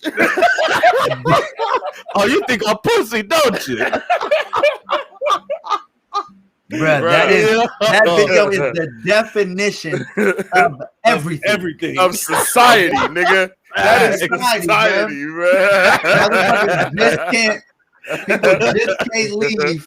Yeah, shout out to this man. He's hilarious. Whoever did that, Cam Stacks. Shout out to that man, Cam Stacks. He's a genius for that one, bro. Yo, that kind of goes to what we were saying in our other podcast. I don't know if we're gonna bring that up though, but for you guys know what I'm talking about. The whole Prince thing, you know what I mean, and the elder, you know, just do you. Just be you, bro. Just be you. There's something wrong when you're doing what he's doing. When you're gonna pull that thing out, whoa, nigga, over some chickens. You gonna make me put my chicken down? That nigga said, "I'm not putting my chicken down, bro." I just want to eat my chicken, bro. Don't you? You think I'm pussy, bro? What are you talking about, nigga? Nobody ever said you was pussy, bro. Not at all. All I said was I'm not putting my chicken down, bro. Nigga, you actually think I'm pussy because you want me to put my chicken down, nigga. Yo, and that, bro, that's the part that nobody sees, bro. Nobody sees that. No, you're trying to say I'm pussy now because you're trying to force what you believe in on me. And if I don't bend, you're gonna try to make me bend because you think I'm pussy. Because you think I'm a pussy, yeah. And I'm not bending this shit. You ain't about to fuck me because I ain't a pussy. Again, I'm a dick. But then again, now, you know, who's to say he wasn't finna really pull an actual cannon out to fight that cannon? And then exactly. There we go. Now we nigga, back and forth. You obviously willing to die for your vegetables, nigga. You think I'm not willing to die for my chicken? Exactly. Nigga, I just started grilling chicken, nigga. I'll lay your ass out over this chicken, nigga. What? I got the Grill Master 3000, nigga. I'll put the pause on you, nigga. Or make them feel like they got to catch them slipping. Yeah. You know what I'm saying? Yeah, that's true. And then it's like, okay, nigga, who pussy now? Now that the shoe is on the other foot, right? You caught me slipping. I done caught you slipping. Now who pussy? Now who pussy, man? When at the end of the day, man, whether you pussy or you not, it shouldn't even matter because we ain't even gotta do that because I should be doing what I'm doing and you doing what you doing. And if what we doing don't mix, then we just not gonna mix. But that's okay. We can bring all types of food to the potluck, nigga. Yeah, like we ain't gotta eat it if you don't like it. And you vegetarian food is good, nigga. Bruh, you can bring everything, nigga. You can bring cauliflower, nigga. I'm not gonna eat that shit. I'm letting you know right now, nigga. I don't even like the way cauliflower look, nigga. That shit look like that shit look like albino broccoli, nigga. I'm not fucking with it. Nigga, it's bad.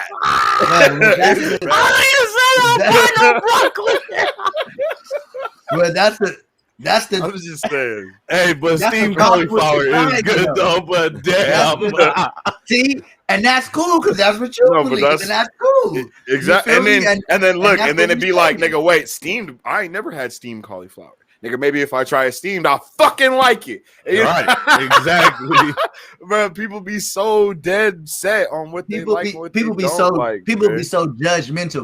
I know everybody in this chat and the viewers have been around a group of people where somebody came in and they had some chicken or something and it was like, oh no, I'm a vegetarian. Now, everybody that was eating that shit gonna be like, oh, you're a vegetarian? Like, whoa, why you gotta, what we doing with this energy? I just told you what I am, and that's why I don't want to eat what you offer me. And now everybody is snickering and they're vegetarian, like, because you think I'm better than you now. So now you're gonna try to downgrade me when that means it's a personal problem with you.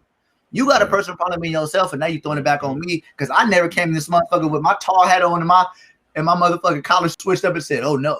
Vegetarian. Like, I didn't come in like that. I just said, you asked me did I want some food. I said, I don't eat that because I'm a vegetarian. Yep. And now all this big old thing happens, and that happens with everything in life. Everybody is so trained to look down or look up at people. Don't look it up.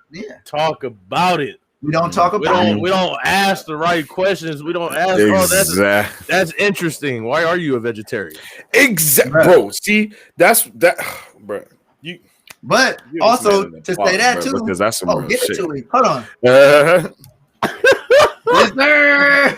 Magnificent. Okay, I'm not doing all that. You know where that's from. But yeah, so downgrading people is the same as when you meet someone and they tell you something and you put them on a super high pedestal. It's the same. Because don't put me high or don't put me low. Just let me be. Because I don't want you to put me high and I don't want you to put me low. You shouldn't put me high or low just because something I told you or because of how I came in and how my vibe is. You should we on the same level. And this world teaches you to put people high and low immediately off meeting them your first meeting. And that's just wrong because like even like the stars and stuff. One thing I've always had a problem with when people will call me or text me, be like, bro, I'm in Vegas, nigga, and I just seen motherfucking Mike Tyson. And it's like, that's what's up. That's a nigga just like you. That's how I always felt like that's a nigga just like you. You super starstruck over a nigga that you watch on TV. So what? Matter of fact, go talk to him and see if he talked to you to see if he's down to earth, because he probably is. Mike Tyson, you know what I mean? But that's the thing we do. We put people on pedestals and we create divides and that all the time. I'm so glad that you brought that up and brought that to the table, because that's the whole reason why my nigga does a podcast now. Yep, because he really wanted to be able to interact with people. Because people always judged him for what he did in the ring and never wanted to talk to him because they were so starstruck by him. And he had a lot of shit to talk about. He still do. And he still always has. Yep. People just want to talk to, man. And that too also leads back to what I was saying about when the girl got into the accident of seeing all those different people in the positions that they in those positions of power, and just realizing that they just people. And we all move and do everything the same. You know what I'm saying? So we all move around and do the same stuff, man. We all got the same bodily organs. You know what I'm saying? We got the same mind. We all have our issues with our own thoughts and everything. Like everybody has the same thing. So for you to downgrade somebody or upgrade someone is a personal problem that we all are trained to do, though. When at the end of the day, if you're upgrading me, that means that you're probably downgrading yourself. If you're downgrading me, you're doing that to try and upgrade yourself. All I am gonna say though is I do be starstruck by the Kardashians. So if I ever see them, I'm definitely flashing the titty. Wait. Hey, if you want to pull your titty out for the Kardashians instead of them pulling out their fake titties for you, I feel you. You're gonna be like, nigga, my real titty bigger than your fake one. I feel you, G. Dude, smell like straight summer's eve. Just they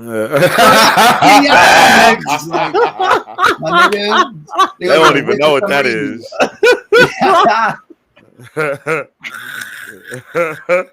They don't even know. Facts. That's fucking wild. No, that's all real shit, man. That's all real shit. That was just, yeah, bro. I just, more than anything, you know, I just hope motherfuckers really start getting their shit together. because niggas be out here wilding. Motherfuckers ain't controlling their energies. You know what I'm saying? Like, man, it's just, and it's not,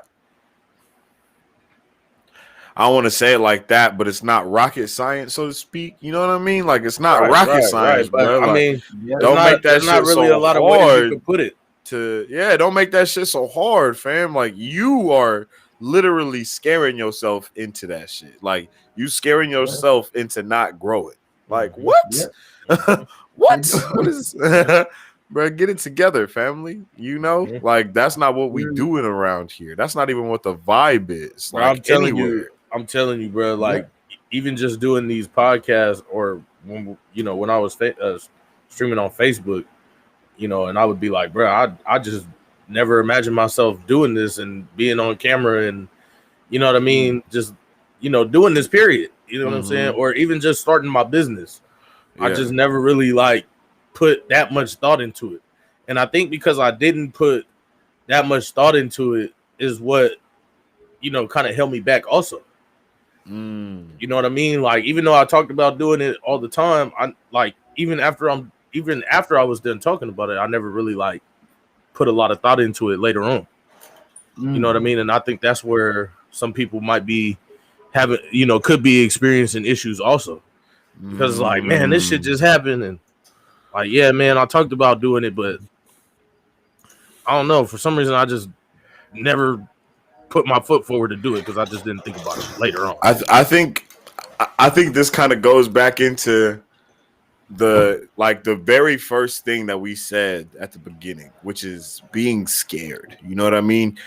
Having a fear of that first step because you want it to be perfect. You know what I mean? Like, because and then you get so caught up on that first step that we just be like, we take that first step and then look and be like, damn, nigga, it's a whole path of steps right here. And then that's when you have to ask yourself, am I about to behold every step that I take?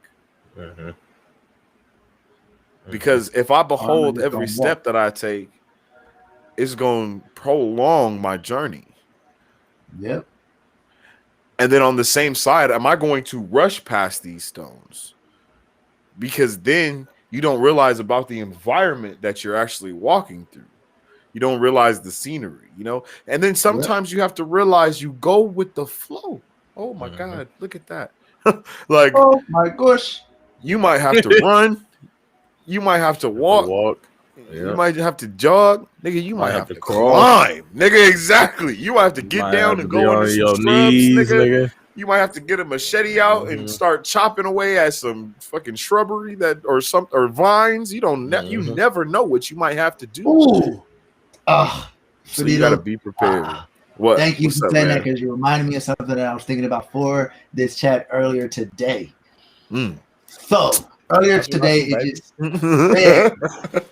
like I was still in bed. I had just woken up, and like a bunch of downloads was coming to me, and one of the downloads was I wanted to bring up about how sometimes, as I know it really was like for me, but it might help somebody else too. Like you can be rushing and so excited to help people, period, because you see what's going on, and you could totally miss everything. And that kind of goes on what you was just saying. And the picture I got in my head was a nigga with a machete in the jungle slicing up the branches to get to the city he see to help everybody. When if you just slow down, it's a whole clear path to the left or right of you, and it's people on that path that you could talk to and help. So you can help people on your way to the city to go help people. And I think I know I was having that issue, and I know other people have that issue too, because they get so much information and knowledge and they want to give it out so quickly that if they just go with the flow, they would be able to give it to more people and reach way more people. But they're so excited and they're just going through, cutting down all the branches to get to the city. Yeah, they cut down everything to get to the city. And it's like, bro, if you stop down and stop cutting down all these branches to get to the city, it's a whole trail right there with people on it, and they waiting for a nigga to come out the woods and tell them about the woods and the stars. Also capitalize on what you're saying though is there's an episode on Avatar: The Last Airbender, right? And they're trapped they're trapped in a forest, jungle, swamp, and they're going through it, and then the vines are just everywhere, and there's just shit everywhere, and then Sokka, he just takes his machete and he just starts cutting through vines, just left and right, just going through it. And then Aang is like, "Man, I don't know, but I feel like you shouldn't be doing that." You know what I mean? Like, and then come to find out later on in the episode, there's an entire tribe of people that live in that swamp and worship the vines, and all of the vines and trees are connected to the one mother tree in the middle, and everything is actually just one life. So with each strike that he was doing to those vines, he was actually taking away energy from that mother tree. And then that's something that we have to realize is we never realize we don't know what environment we are in until we inspect it first. And that's why it's so important to gather information. And then when you see somebody else, nigga, on their journey, guess what? You communicate, because they might have been chopping vines down this whole time, not knowing that if they actually took a more spiritual approach, they would have got through it a lot faster. Yeah. So to also capitalize on that, you know, taking your time to see the people going up that path and you helping those people during that path, and you get to your destination quicker to help more people. Those people may in return stop in your destination and also help you help those people in return for you helping them when y'all were climbing that path together. So that also correlates to giving and receiving. Yeah. And no, for real though, because and just because my brain is on an anime hype, there's moments on the show Demon Slayer where he's on his journey, and then he meets another demon slayer, and then for the moment, you know, they're fighting somebody, and then their journey is to go to, let's just say, the city of Tanaka. So they get to the city of Tanaka, and then once they get there, they realize that their journey is actually intertwined once they get to the city, and they are supposed to actually, go along this journey together from here on out. So we don't know if that is like you're just saying, man. Like, some people are meant to come to that point of being able to help us again because we helped them, and sometimes they actually just join our journey of help, period, and never like stray away from that journey because their purpose changes because of their perspective changing. And that's something that we really gotta we always talk about as well, is allowing information to change your perspective and so on and so forth. So yeah, man, it just make more than anything, it makes sense, yo. Yeah, and that's another thing too. I think people should watch more anime, yo. Ooh, yeah, definitely. I mean, Dragon Ball, Avatar. I mean, there's a lot. Naruto, Demon Slayer, One Punch Man, Naruto. There's a lot of gems to be dropped. My Hero Academia, Attack on Titan, nigga. I think a lot of people don't watch anime. I think a lot of people look at anime like a lot of people look at video games, and I feel like this is something that needs to be worked on too. People look at anime and video games as like someone that watches that is like wasting their life, someone that's lazy, someone that is just stuck into their creativity. But this comes from people that are not creative at all, and they was trained to downplay people so much that if they open their perspective, they're gonna fucking love anime, and they might even love video games too, or they might love one or both. But it's because once again we be trained. We're trained to just not be in touch with our creativity and with our true self, and we're trained to judge so fucking much. It's sad, man. It's super sad that most people, like this guy, one of the guys I work with, he was talking to me about his son, and he was like, his son was saying something to him about some crazy shit,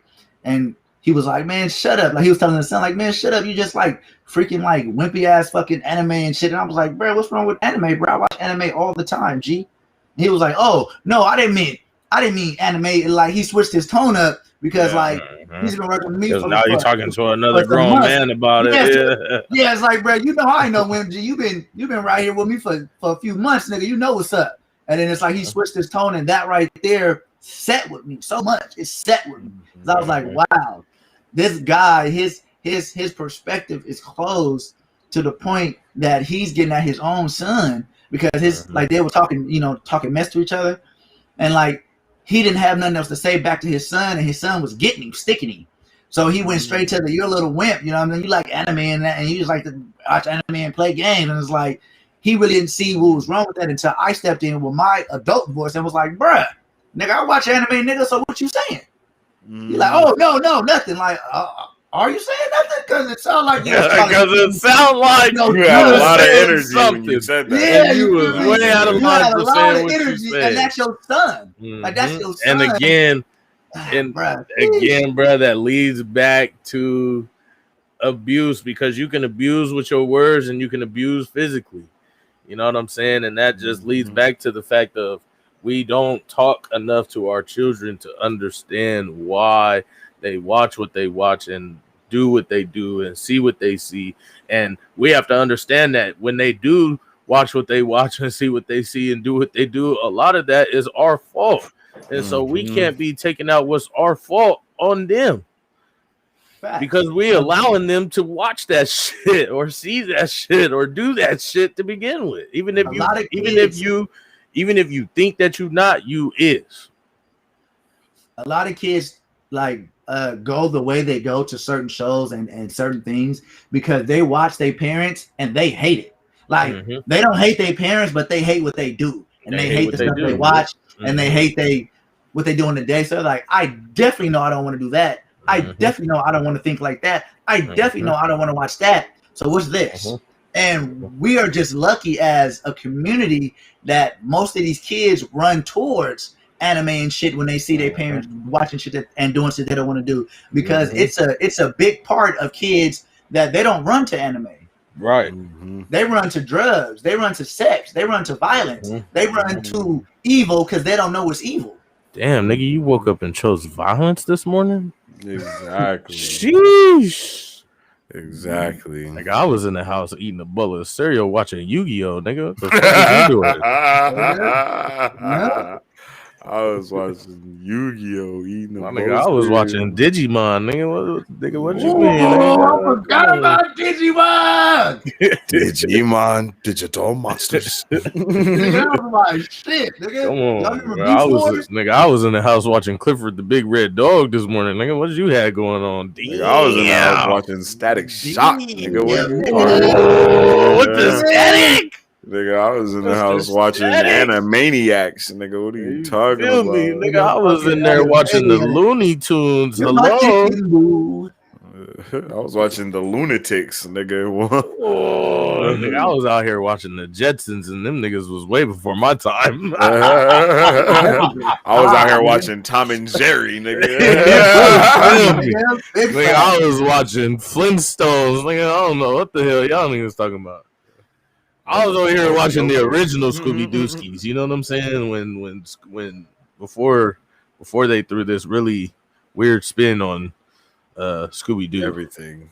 No, I got you. Never get it. That was Scooby Doo and Bugs Bunny were my two first favorite cartoons I had as a kid. You know what I'm saying? It was Bugs Bunny because the nigga was clever, and I just liked that everything that was going on that show.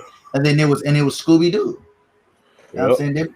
It was awesome, man. But back to the convo, you know, I think parents, we definitely need to talk to our kids like Vito and Finito was saying way more, because we need to let our kids understand that however they are, if they're weird or whatever, they need to just be themselves. And even the word weird, I think the word weird is definitely defined wrong. I think weird is people that are like doing the same thing. Yeah, closed-minded people, robot people that do the same shit and think the same. I think that's weird, because I don't think that's what we're supposed to be doing. The people that are creative, that act weird, you know, I think the terminology weird comes from the lack of another word to describe something that's unknown to you. Yes, I agree with that. People are so insecure that they don't even want to say that they don't know something. Yeah. They just be like, nope, that's weird. Like, nigga, wait. You didn't even try to figure out. Nope, it's weird. It's weird. Like, bro, that's not even. It's getting weird in here. And I feel like society even does that to us as a race. They make it seem like they make us look at things as weird.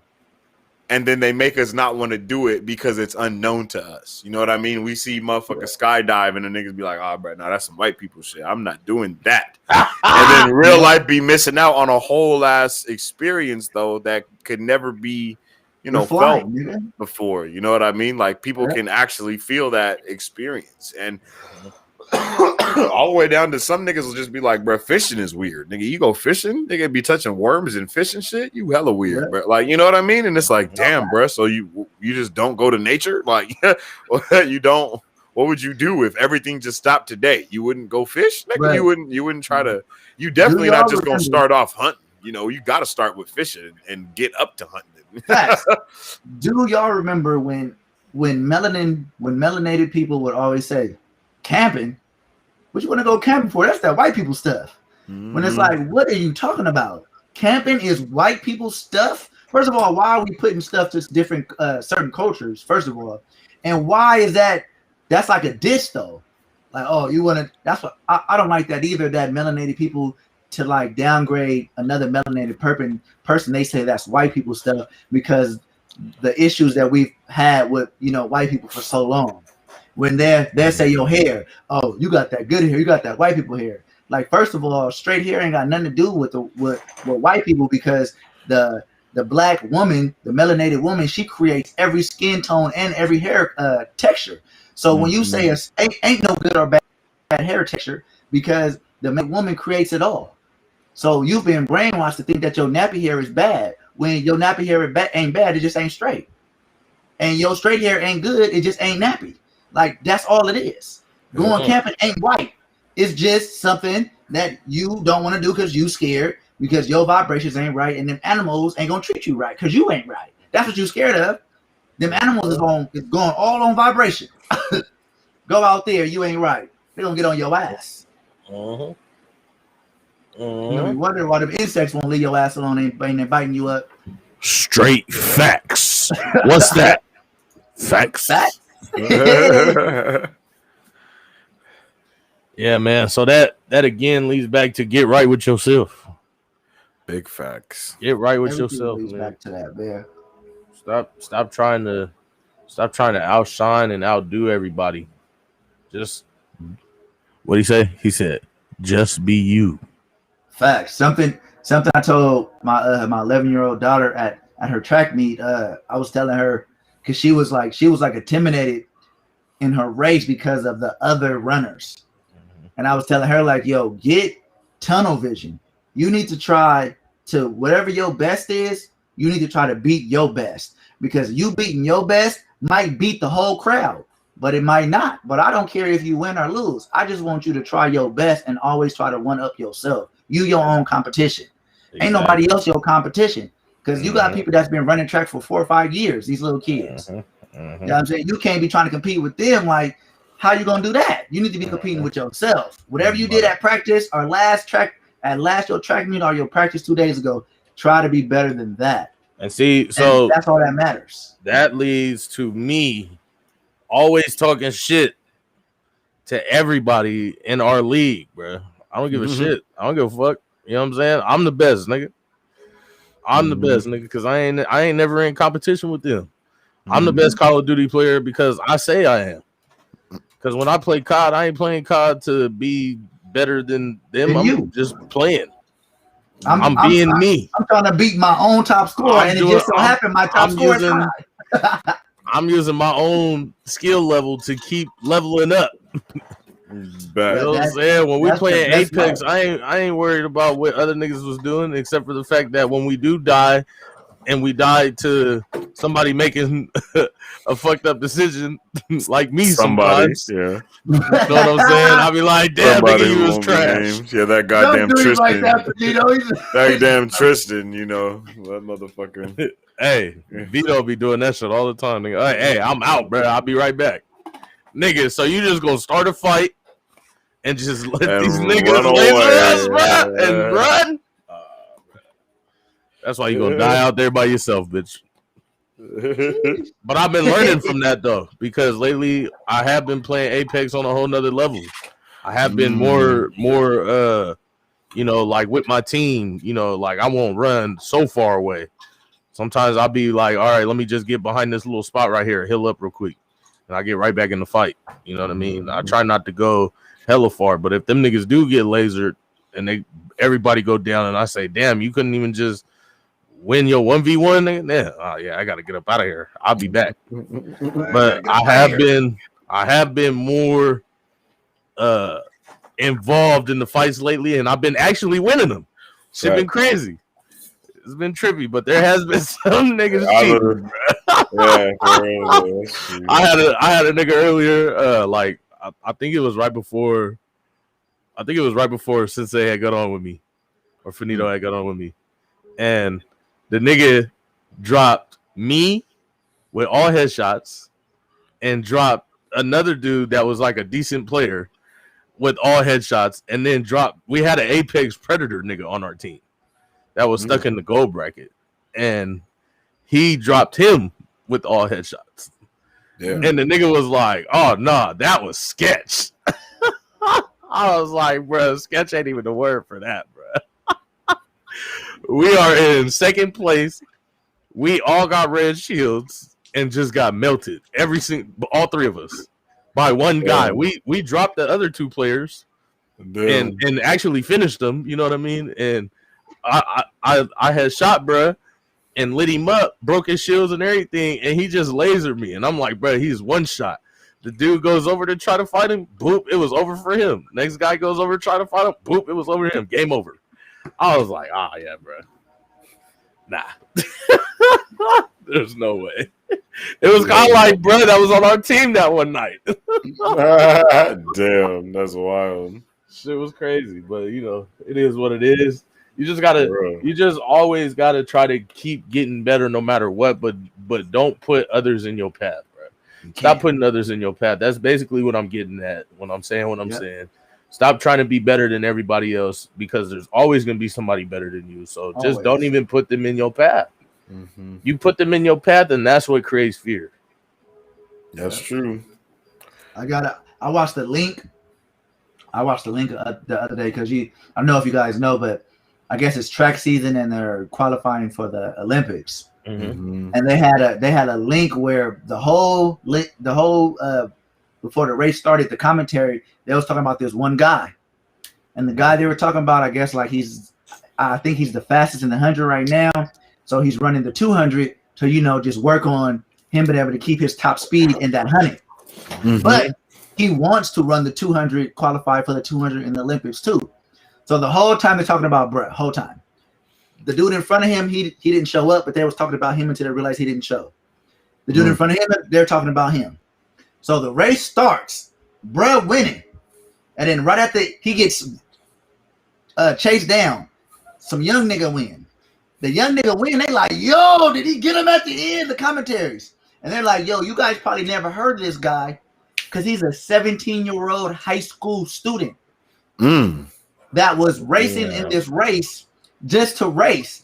And he just beat against grown men, and he just broke Usain's Bolt 200 meters track record on this motherfucking on this track field, bro. The nigga that they wasn't never talking about, and I'm bringing this up because he was not racing them. It was obvious he was racing himself because his time was like I think it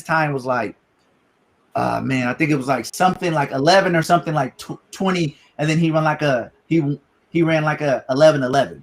So you can tell that he was racing his best time, and he bested his best time, and it just so happened he beat all these grown ass men that's going to the Olympics. And at the end, it was like, yo, what is the rest of these high school students gonna do with him? Because he's still in high school, and the question is nothing. They ain't gonna do nothing with that young guy because he is better than the grown men that's going to the Olympics. But those other kids in high school, they shouldn't be trying to be better than him. They should just be trying to be better than themselves because that's how he won that race. He wasn't racing them. You think he wouldn't even be in that race because all those dudes was professionals. If he was trying to be better than them, he wouldn't have been there. He was racing himself. And it just so happened beating himself was beating everybody else, which sometimes it be like that. But sometimes it don't. You're supposed to be okay both. Either way. Yep. Either way. You're supposed to lose, take it on the chin, and get better. That's right. You're supposed to win, take it on the chin, and get better. That's right. Yeah. Yes, I can't stand when niggas talk about being undefeated, bro. That was my pet peeve with Floyd Mayweather. Was he always wanted to talk about how undefeated he was, and the more boxing that he went into, the less skilled fighters he would fight. Don't get me wrong, in his prime he was doing his shit. You know what I'm saying? He was doing his thing, and he was trying to get better. And then it was like he put a cap on himself. It was like, oh, that fight with bro over there, nah, I'm good. I'll take this little nigga over here that's 25-12. He did what Doctor Strange did in the first Doctor Strange movie. He wouldn't take no patients that he might not be able to heal because it was gonna fuck up his record. Oh yeah. That's what he did. Oh, you said when he crashed and he was on the phone and he was like, oh no, don't send me that one. Oh no, don't send me that one. Oh yeah, what's this one? Let me read this, and that's how he crashed. Yep, and that's what motherfuckers be doing, and that's crazy because it's like, yo, you just missed out on two people because you're a doctor. You're doing this to save lives and help people. You just threw like 3 people charts. You're not even gonna look at them because it might mess up your perfect record. That's insane. Then what are you really doing it for? And then that's why, look, he crashed right after because he wasn't living right. Look what you're doing, bro. You worried about your record when you supposed to be helping people, but you only helping people to help yourself. And now especially look at if they die. You know what I mean? Like you the best surgeon in the world, nigga. You supposed to take all of everything, nigga. You're the best. You're the one when can't nobody fix it, they come to you because you That's might why you be able got to these fix in it. the first place. You feel me? That's why you got this fancy car you crashed, and this nice suit and this watch that you wearing because you the guy that they turn to when they can't turn to nobody else, and you over here turning people away because they might mess up yo stats. Nigga, how about the universe just crash your ass real quick, literally and figuratively. Nigga, how about we crash your ass, nigga? Because you're out of line. We gave you all these things, and you over here passing up people. What's wrong with you? Yep, that's real shit though. Because once again, yo, it's all about spreading that positivity. It's all about spreading that love. It's all about doing what you can to help somebody, using the information that you have got to give to someone else or to help someone else. Because that's what it's all about. That's it. Like in the end, that's all we all do is share information, get information, create new information, man, and that's what that is all about. Like he didn't want to use what he knew to help someone else because it might fuck up how people know him. You feel me? It's just it's all about what it's all about being known, what you know, who you know. And then remember, it happened to him. Mm-hmm. What he was doing. Remember when he needed that surgery, and the next top guy was like, "Man, bruh, Strange, your hands are over, bruh. Yo, your hands are over. You're my partner, but nigga, your hands are over. And if I take you, I might not be able to kill you, and it's gonna fuck up my stats." And he's like, "Oh, what the fuck?" And it's like, bruh, look what just happened. Look how the universe slapped your ass. It slapped you, it crushed you because you was tripping, and then it put you in the same situation that you was doing when you had to get crushed. Everybody else. Yep. You feel me? And now look, nigga, and now look at you. And then they call that karma. And then even after that, only through hard work, dedication, and a change of mindset could he ascend and become who he was truly supposed to be. And you know, sometimes we don't actually have to go through the fire to rise up like a phoenix. Sometimes we can just rise up, period. You just got to live your life right, man. And I think that's a good topic for. I think we should hit on that topic. I think we should hit on the topic there because I know everybody always say, you know, damn it. Everybody always say like, you know, you gotta go through the fire. Like Fidel was just saying, you know, you gotta. You don't know what until you really been down. Yeah, you gotta suffer to get to the other side. But that's not true because everybody don't have to suffer. Most do, but everybody don't. It's just depend on the path that you are supposed to have. Some people are just supposed to, like Finito said, just supposed to just rise. Some people are born, and they're born, like he was saying earlier, to just straight be at the top and to go down and grab it and put and bring people up. That's how you was born to do that particular thing, and others was born to be at the bottom and then bring people up while they're coming up. It's just you just can't be scared, and you can't always take everything you get from people because that's their experience. And the person that's talking to you, he might have to go through the fire, or she might have to go through the fire because that's the only way that she was going to really understand what was going on and what they need to do. But you might naturally understand and understand. So you might not have to do none of that. But now you're trying to go through the fire. You making a fire so you can go through the fire. Now you wasting hell of time. And that's you just set a fire in the only clear path that you had. You said it though. You did it. No, you did it. Yeah, you set the fire in the only clear path you had when it was never supposed to be a fire on that path. Now you didn't set up and did a whole bunch of stuff. Crazy. You set a fire so you could walk through it. Facts. For what? For what? Because somebody told you that you had to walk through the fire. You didn't even have to. Not you. Yep, you didn't have to. They did, but you didn't. And that is part of the issue with Derek. And that's why I'm saying that he's making something inevitable. Right. You know, so. But I understand too from the side of Tiffany of making that also impossible for him. See, helping him. It's really her helping him make the inevitable by fueling the fact that she keeps saying that what he's doing is inevitable already. See, but Tiffany, I don't know if that makes sense. It does. I think what you're saying is Tiffany is trying to prevent the inevitable by saying what the inevitable is. Is that kind of what you're saying, or no? Yeah, but she's feeding it though. Yeah, Like, yeah. She's like trying to induce the inevitable, right. hoping it'll change the inevitable. Correct. Yes. Yeah. Like it's gonna happen anyway, so you might as well get it over with, so you can come back and be a different person. Yeah, and that's not okay. That's not even true. It's not okay. It's not true. And yeah, because Derek can go out there and get lost in the sauce. Exactly. But that goes back to people sometimes need to look. I want $1 for this sauce, but I'm gonna give you the first $1. But I'm gonna give you the first $1. But you got to go make that $1 to give me back that $1. Go ahead. And that's a scene. That's what's crazy is that is a major scene in that show, The Chi.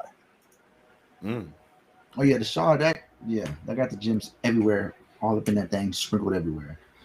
I think a lot of our problem as a community is that a lot of parents need to accept that maybe they just don't.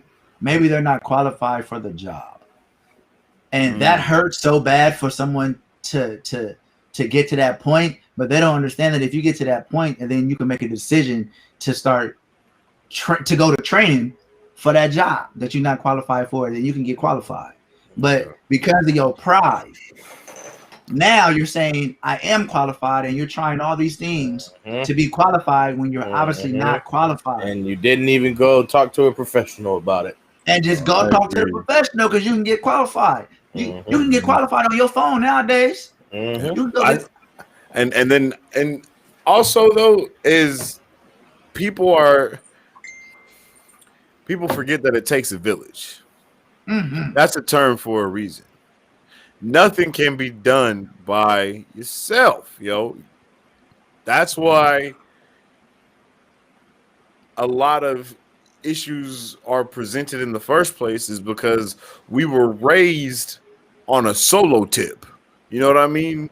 Like we didn't get a lot of different information, i.e. through experiences, because we weren't able to experience things in certain ways, or we were forced to experience something a certain way, and then we didn't get to experience it the other way. And now we have to look down on other people that got to experience what we didn't experience, even though we look down on the people that did. You know what I'm saying? It's like it's a never-ending catch-22 of we were supposed to be damn, I had the word on the tip of my tongue. I'm just starting to get tired. We supposed to be damn, my brain just shitted right now. Basically, we were supposed to be self-independent, but that's not the word I was looking for. With that being said, we were supposed to be so self-independent that they felt like what knowledge they had to give us to be self-independent is the fact that we should know already what kind of choices to make and not make. Yes. Oh yeah. So I got that is a no bueno. Yeah.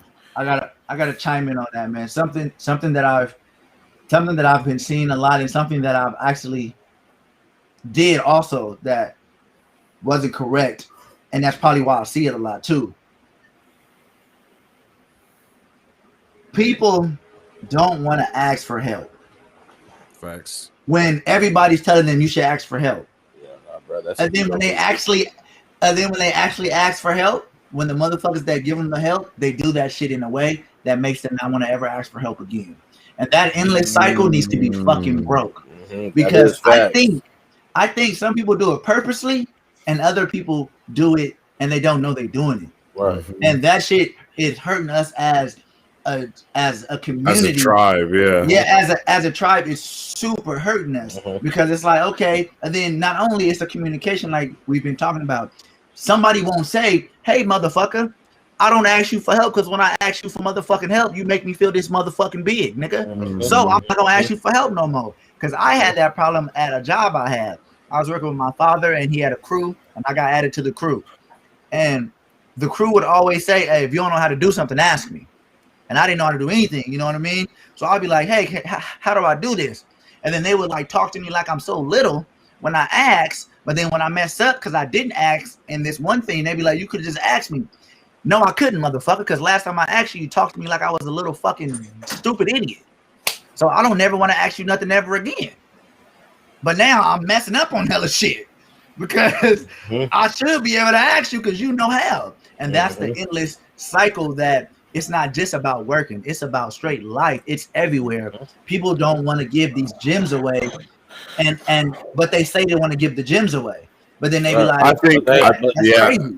But then I was gonna say, I feel like that's a fear of them helping you and then low-key hating on your success.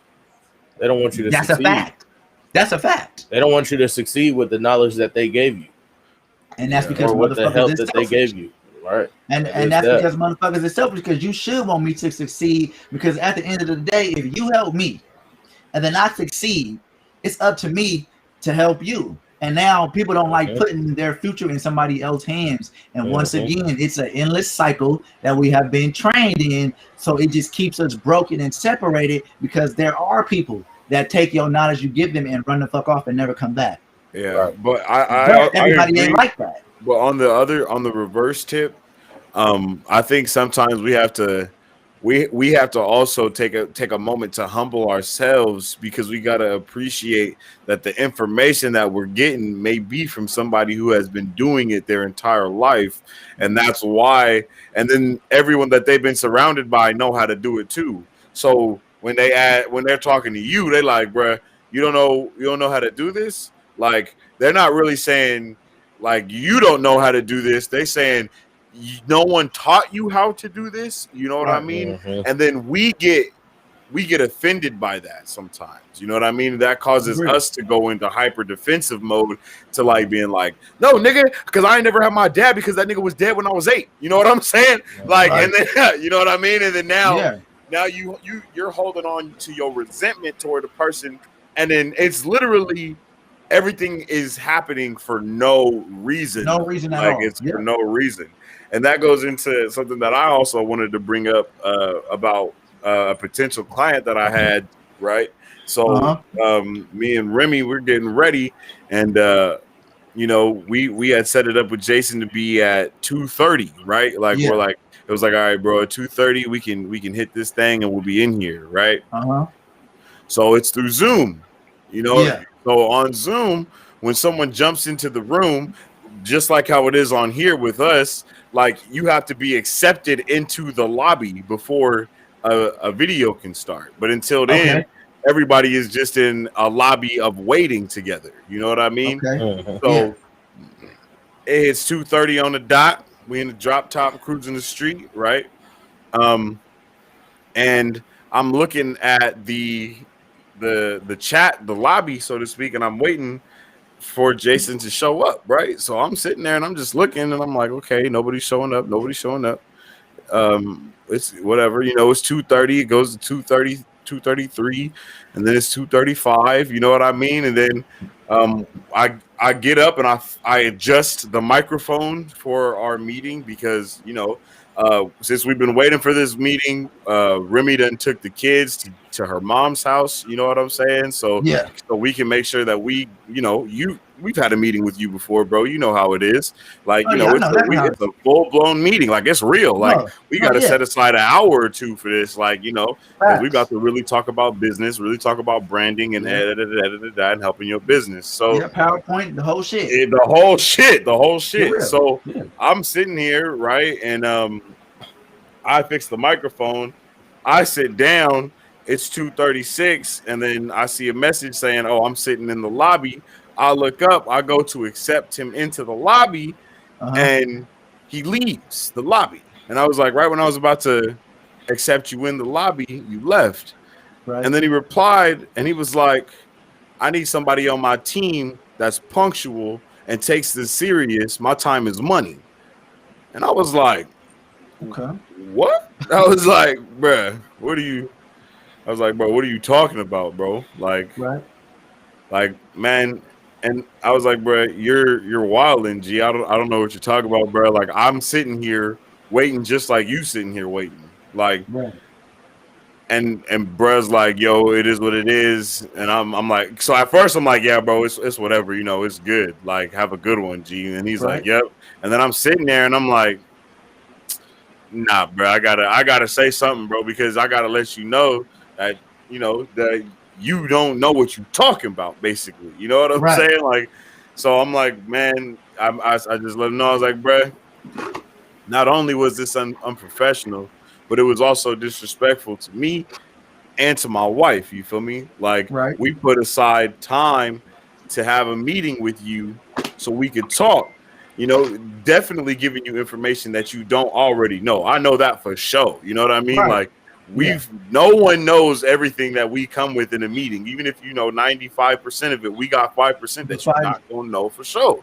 Right. Yep. So I'm like, bro, I'm like, man, and this is a free meeting, a free consultation, mind you, nonetheless. It's not just a consultation, it's a free consultation. And you want to talk about time is money. All right. And I was like, yo, little do you know that there's not an alarm that goes off when someone enters this room. You know what I mean? Yeah. Like, if you would have just messaged me directly and been like, hey, bro, I'm in the lobby, I would have just clicked on your name then because I would have knew you were there. Right. But no. You know what I'm saying? But no, you didn't want to say anything. Instead, you took it up the ass, literally, like I was trying to offend you, when all we had to do was make that common ground at the end and just be like, hey, bro, my bad. I didn't even know you was there. I'm sitting here waiting too. We both sitting here waiting. Yeah. But it's the common ground that you spoke on. Exactly. But instead of that, communication. Exactly. It's all about the communication. And that's exactly what I said. And I was like, but instead of communicating, you did the exact opposite. And now you've wasted my time instead. You know what I mean? Yeah. And not just not my time, but also Remy's time. So for sure, like, bro, like everyone's time is now wasted completely when you could have just said something. I kind of had that happen to me yesterday. And he apologized, though. You know, he was like, you know what, man, that's my bad. I thought, because I did think something was different, and that's my bad. I should have just communicated. He said, I felt the same way. I felt disrespected too. And I was like, yeah, bro, but it was your feelings were not justified and all you needed to do was communicate. And it would have been, you know, we could have just been like, oh, bro, my bad, because I didn't know. You know, I'm still apologizing because we both do have to wait. So in some, like, you are justified in feeling like you had to wait, but you're not justified feeling like I made you wait. Yeah, because I didn't make you wait because it wasn't. It's not. It's all about communication. That common ground. If you don't communicate and find common ground, that's when there's misunderstandings, and misunderstandings have been ruining the world forever. You know what I'm saying? Like, misunderstandings that people get killed. Misunderstanding is how people break up. Misunderstanding is how people feel cheated by a loved one or a friend, and then that's not even what happened. Like, misunderstanding is what happened, but people have to talk. Me, yesterday with who I was working with, they asked my price. I gave them my price, and then they went down on the price, and I'm like, yo, I just gave you my price, but if you want to come down on my price, and that's what you want to do, I'm gonna work for that too, man, because I already told you what I gave you. I meant what I said, and I said what I meant, and that's my price. And they said, nah, man, I'm just a businessman, and I'm always gonna haggle. I'm like, hey, I feel that. You feel me? Because I know that's what business people do. They haggle. I said, so I respect that you're a businessman, but I need you to respect my price is my price. And if you feel like you want to disrespect my price, you feel me? I'm still gonna do it because it ain't about the money. I came here because it was you. I don't need the money. I came here because you called me. You could have called anybody, man. You chose to call me. And then he was like, you know what, man? I'm just a businessman. I ain't trying to disrespect you. I said, and I'm not trying to disrespect you by staying firm on my price. But both of us wouldn't have knew that if we didn't communicate with each other. If I would have just got all butthurt, like, nigga, I said my price is my price. And then, I wouldn't have knew that he was just being a businessman. It wasn't personal. And then if he would have never told me, hey, I'm just being a businessman, I don't care about paying your price. I just want to see is you gonna let me talk you down or not? Because if you're gonna let me whoop you, then I might whoop you. And it's come to that communication. When you, like Fadil was saying, when you talk to people, man, everything be all right most of the time.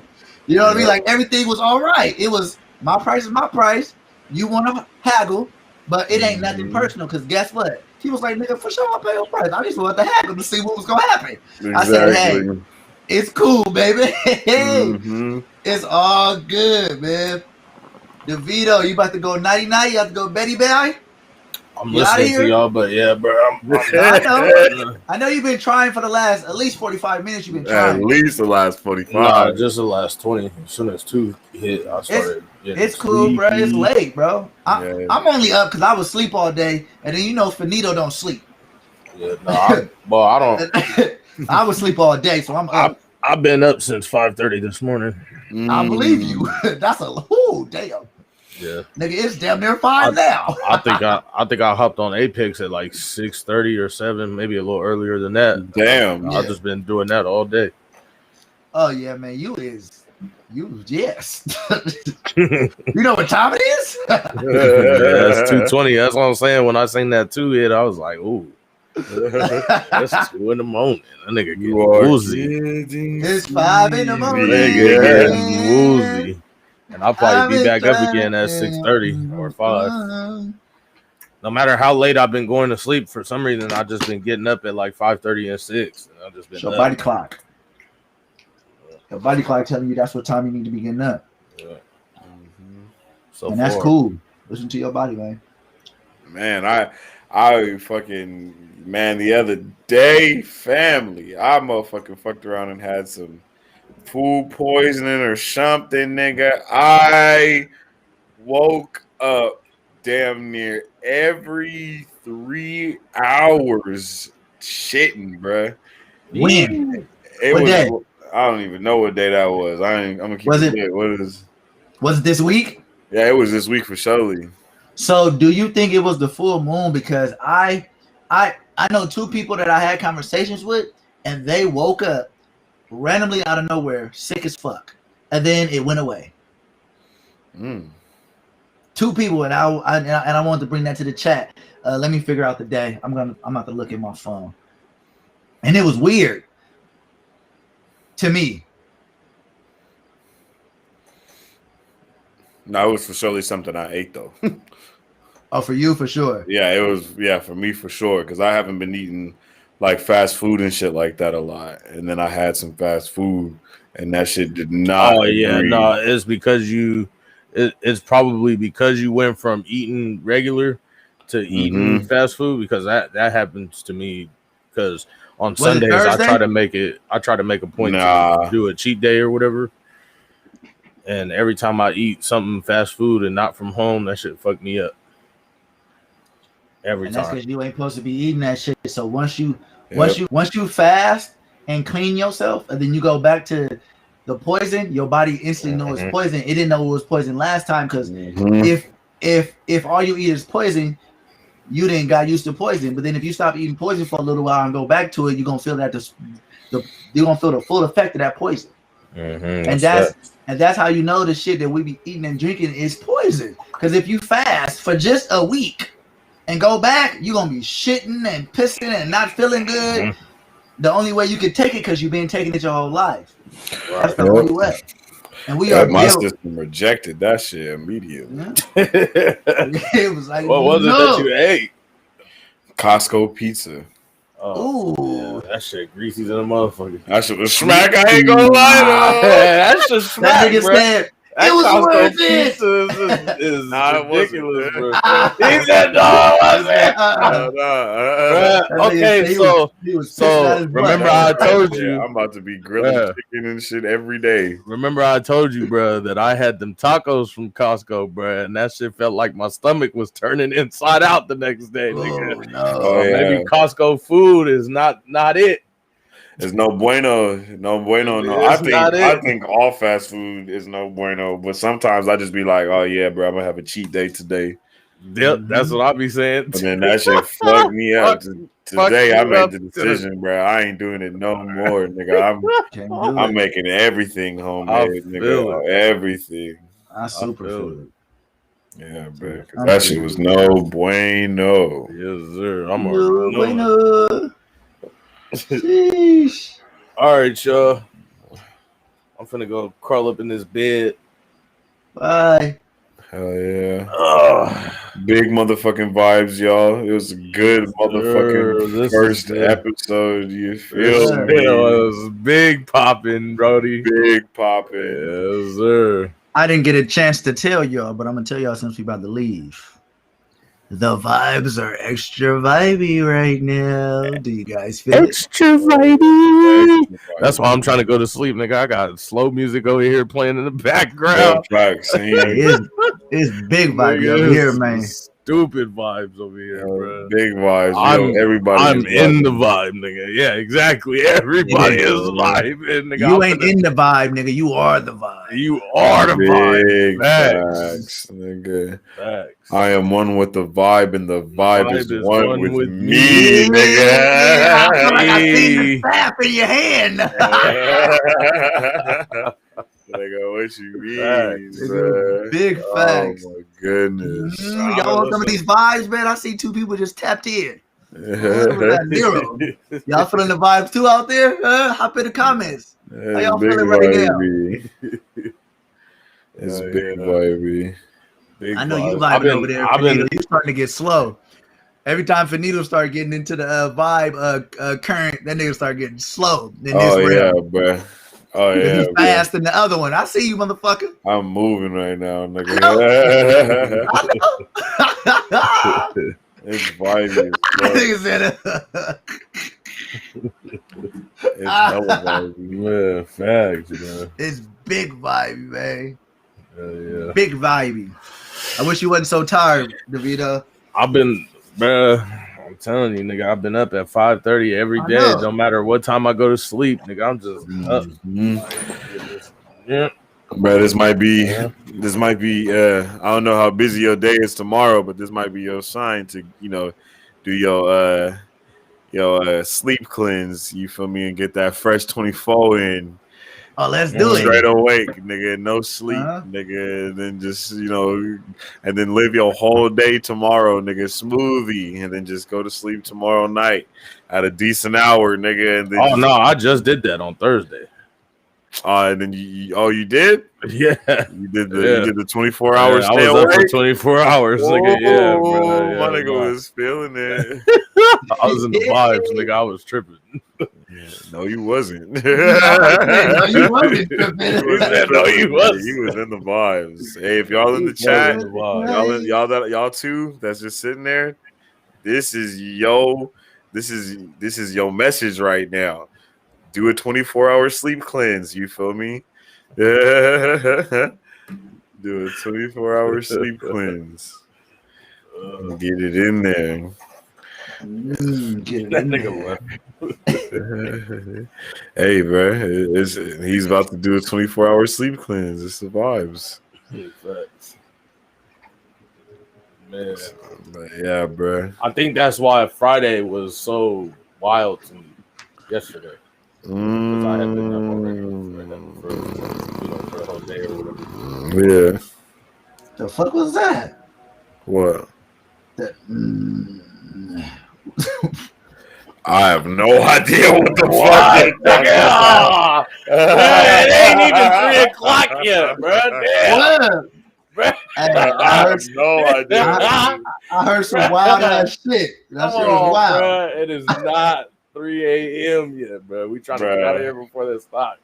I think it said what? I didn't hear anything like that, family. I don't know what the hell you're talking about. Dead ass, bro. Dead to rights. I am confused. Nigga, I am bamboozled right now.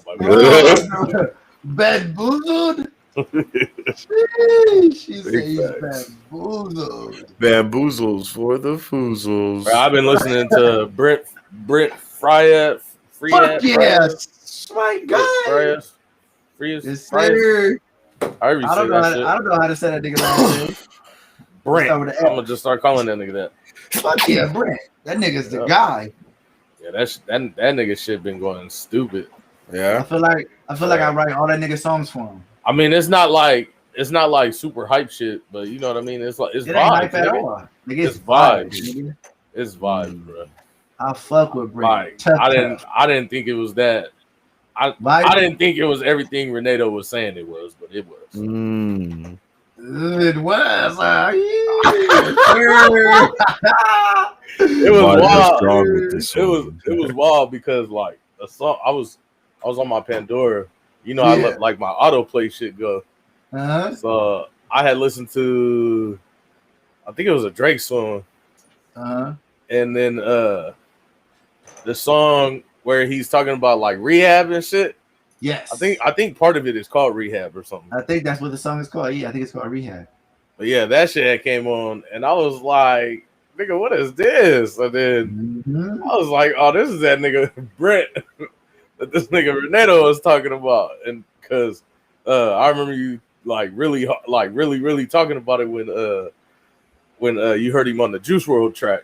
Yes, sir. That's my guy. I was like, nigga, what Juice WRLD know about my nigga Brent?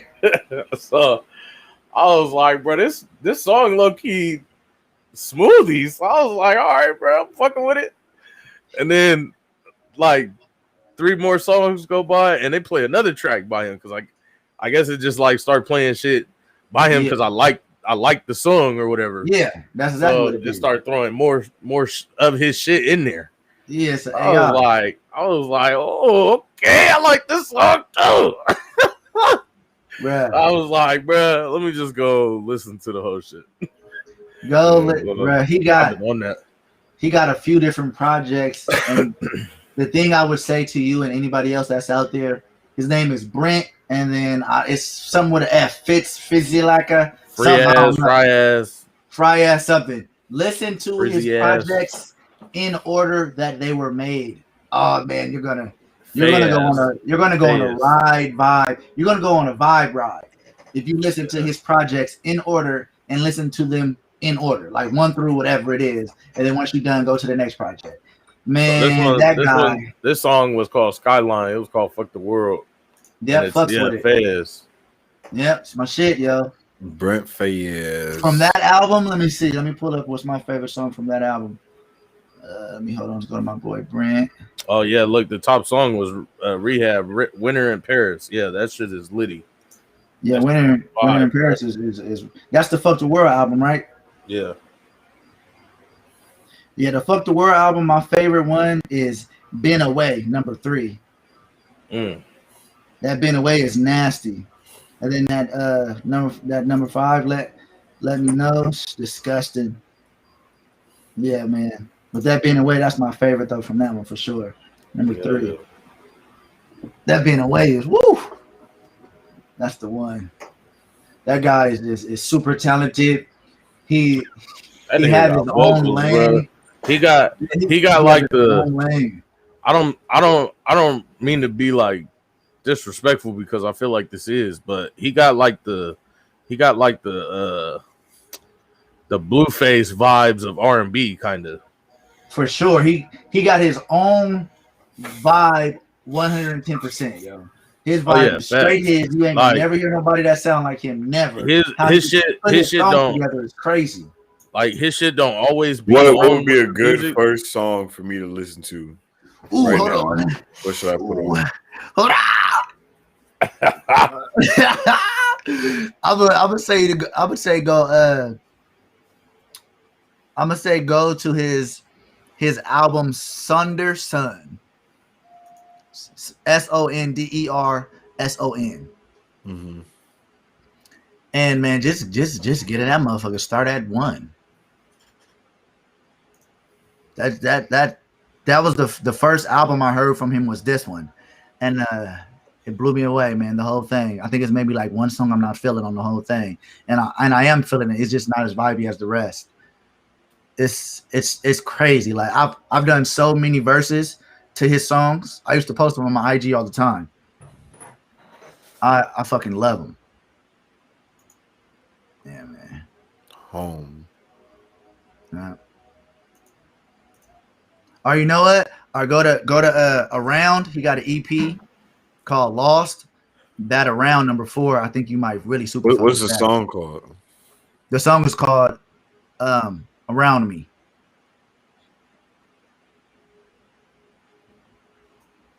And it's on his, I guess it's an EP called Lost.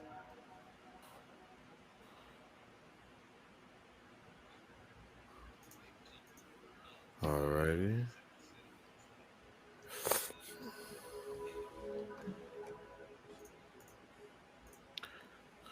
Oh shit, that scared the shit out of me right now. My phone was tweaking. The volume from my headset fell on my knee. That's how you feel right now, phone? You don't want to work? You don't want to work? And then I feel you, phone. It'd be like that. My nigga said, I feel you, phone. It'd be like that. My phone don't want to work.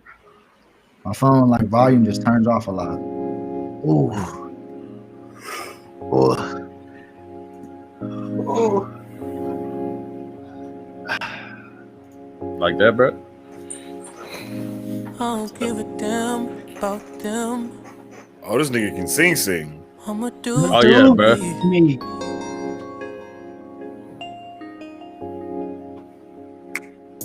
And if I had to choose me and you, what you gonna do? I choose me. When the money ain't around, and the bitches ain't around, who the fuck gon' be around? Me. When the money ain't around, and the bitches ain't around, who the fuck gon' be around? Me.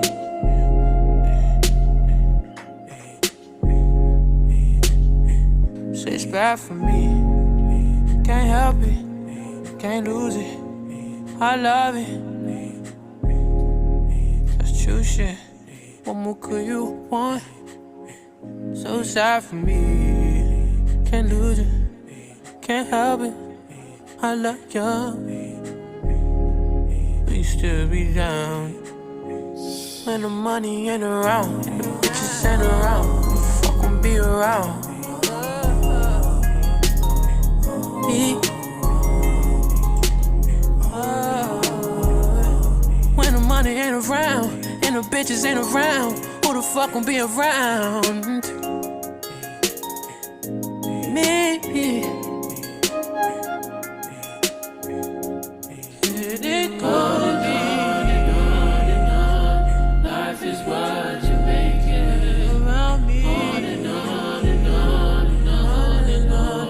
On and on. That's what you make it. On and on and on and on. And life is what you make it. It goes on and on and on and on and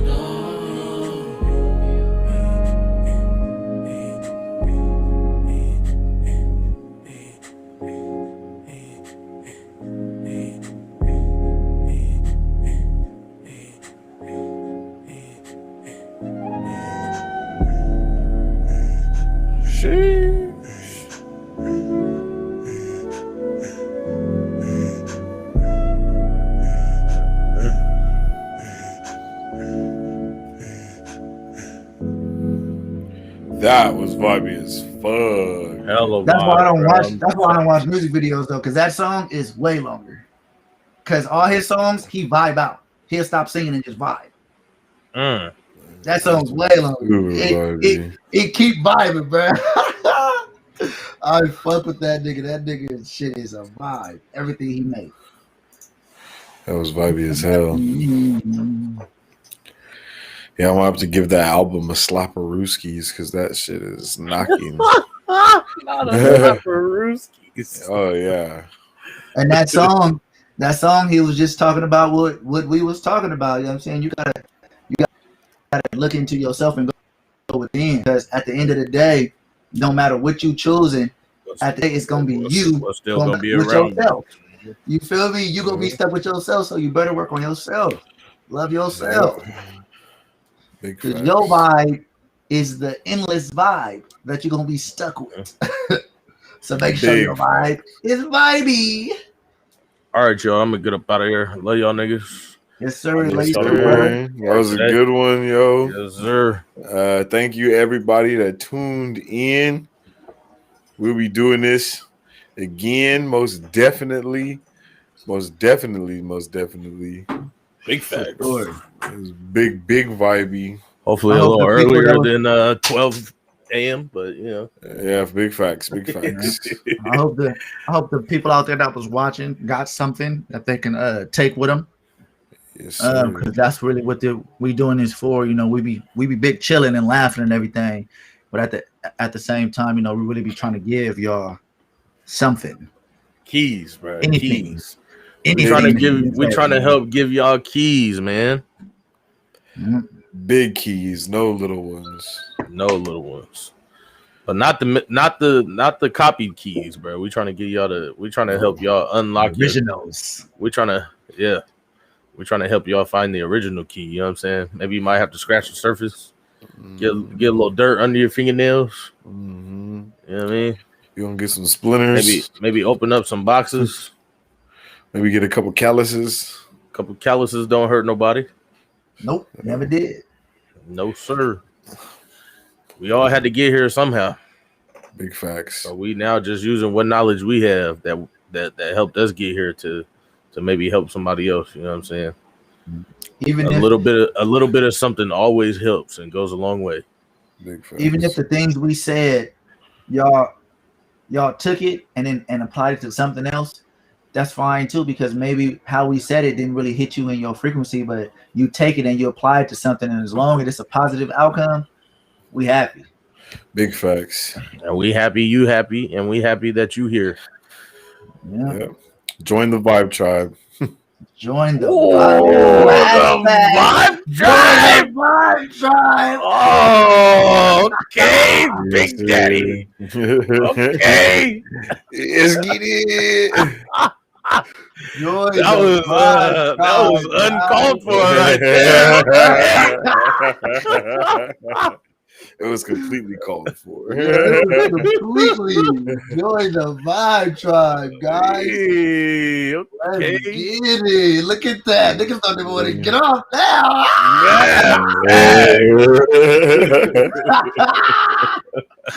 Oh, shit. But I gotta try to get a little bit of rest, yo. I'm gonna hit y'all though. All right, y'all. Yeah, everybody have a good one. We'll see you on the next one. It's all vibes. Much love. Vibes, man. The PontiSat Podcast. Yo, peace, love, and happiness to your spirit, mental, and physical, man. Every day and all day. Keeping vibrations high. We love y'all. Oh, well, wait. Before we go, one thing I wanted to say. And I got this from Finito the other day. Never let them low vibrational entities in and grab the wheel. But at the same time, don't let them high vibrational entities in and grab the wheel either. It's your wheel. Keep it. It's your wheel. Hey, I got one thing to say too. And I stole this, but I'm proud of it because I use it everywhere I go. Clear eyes, full hearts, can't lose, baby. Mm-hmm. That's Coach DeVito, if y'all know. Don't forget to remember, we out of here.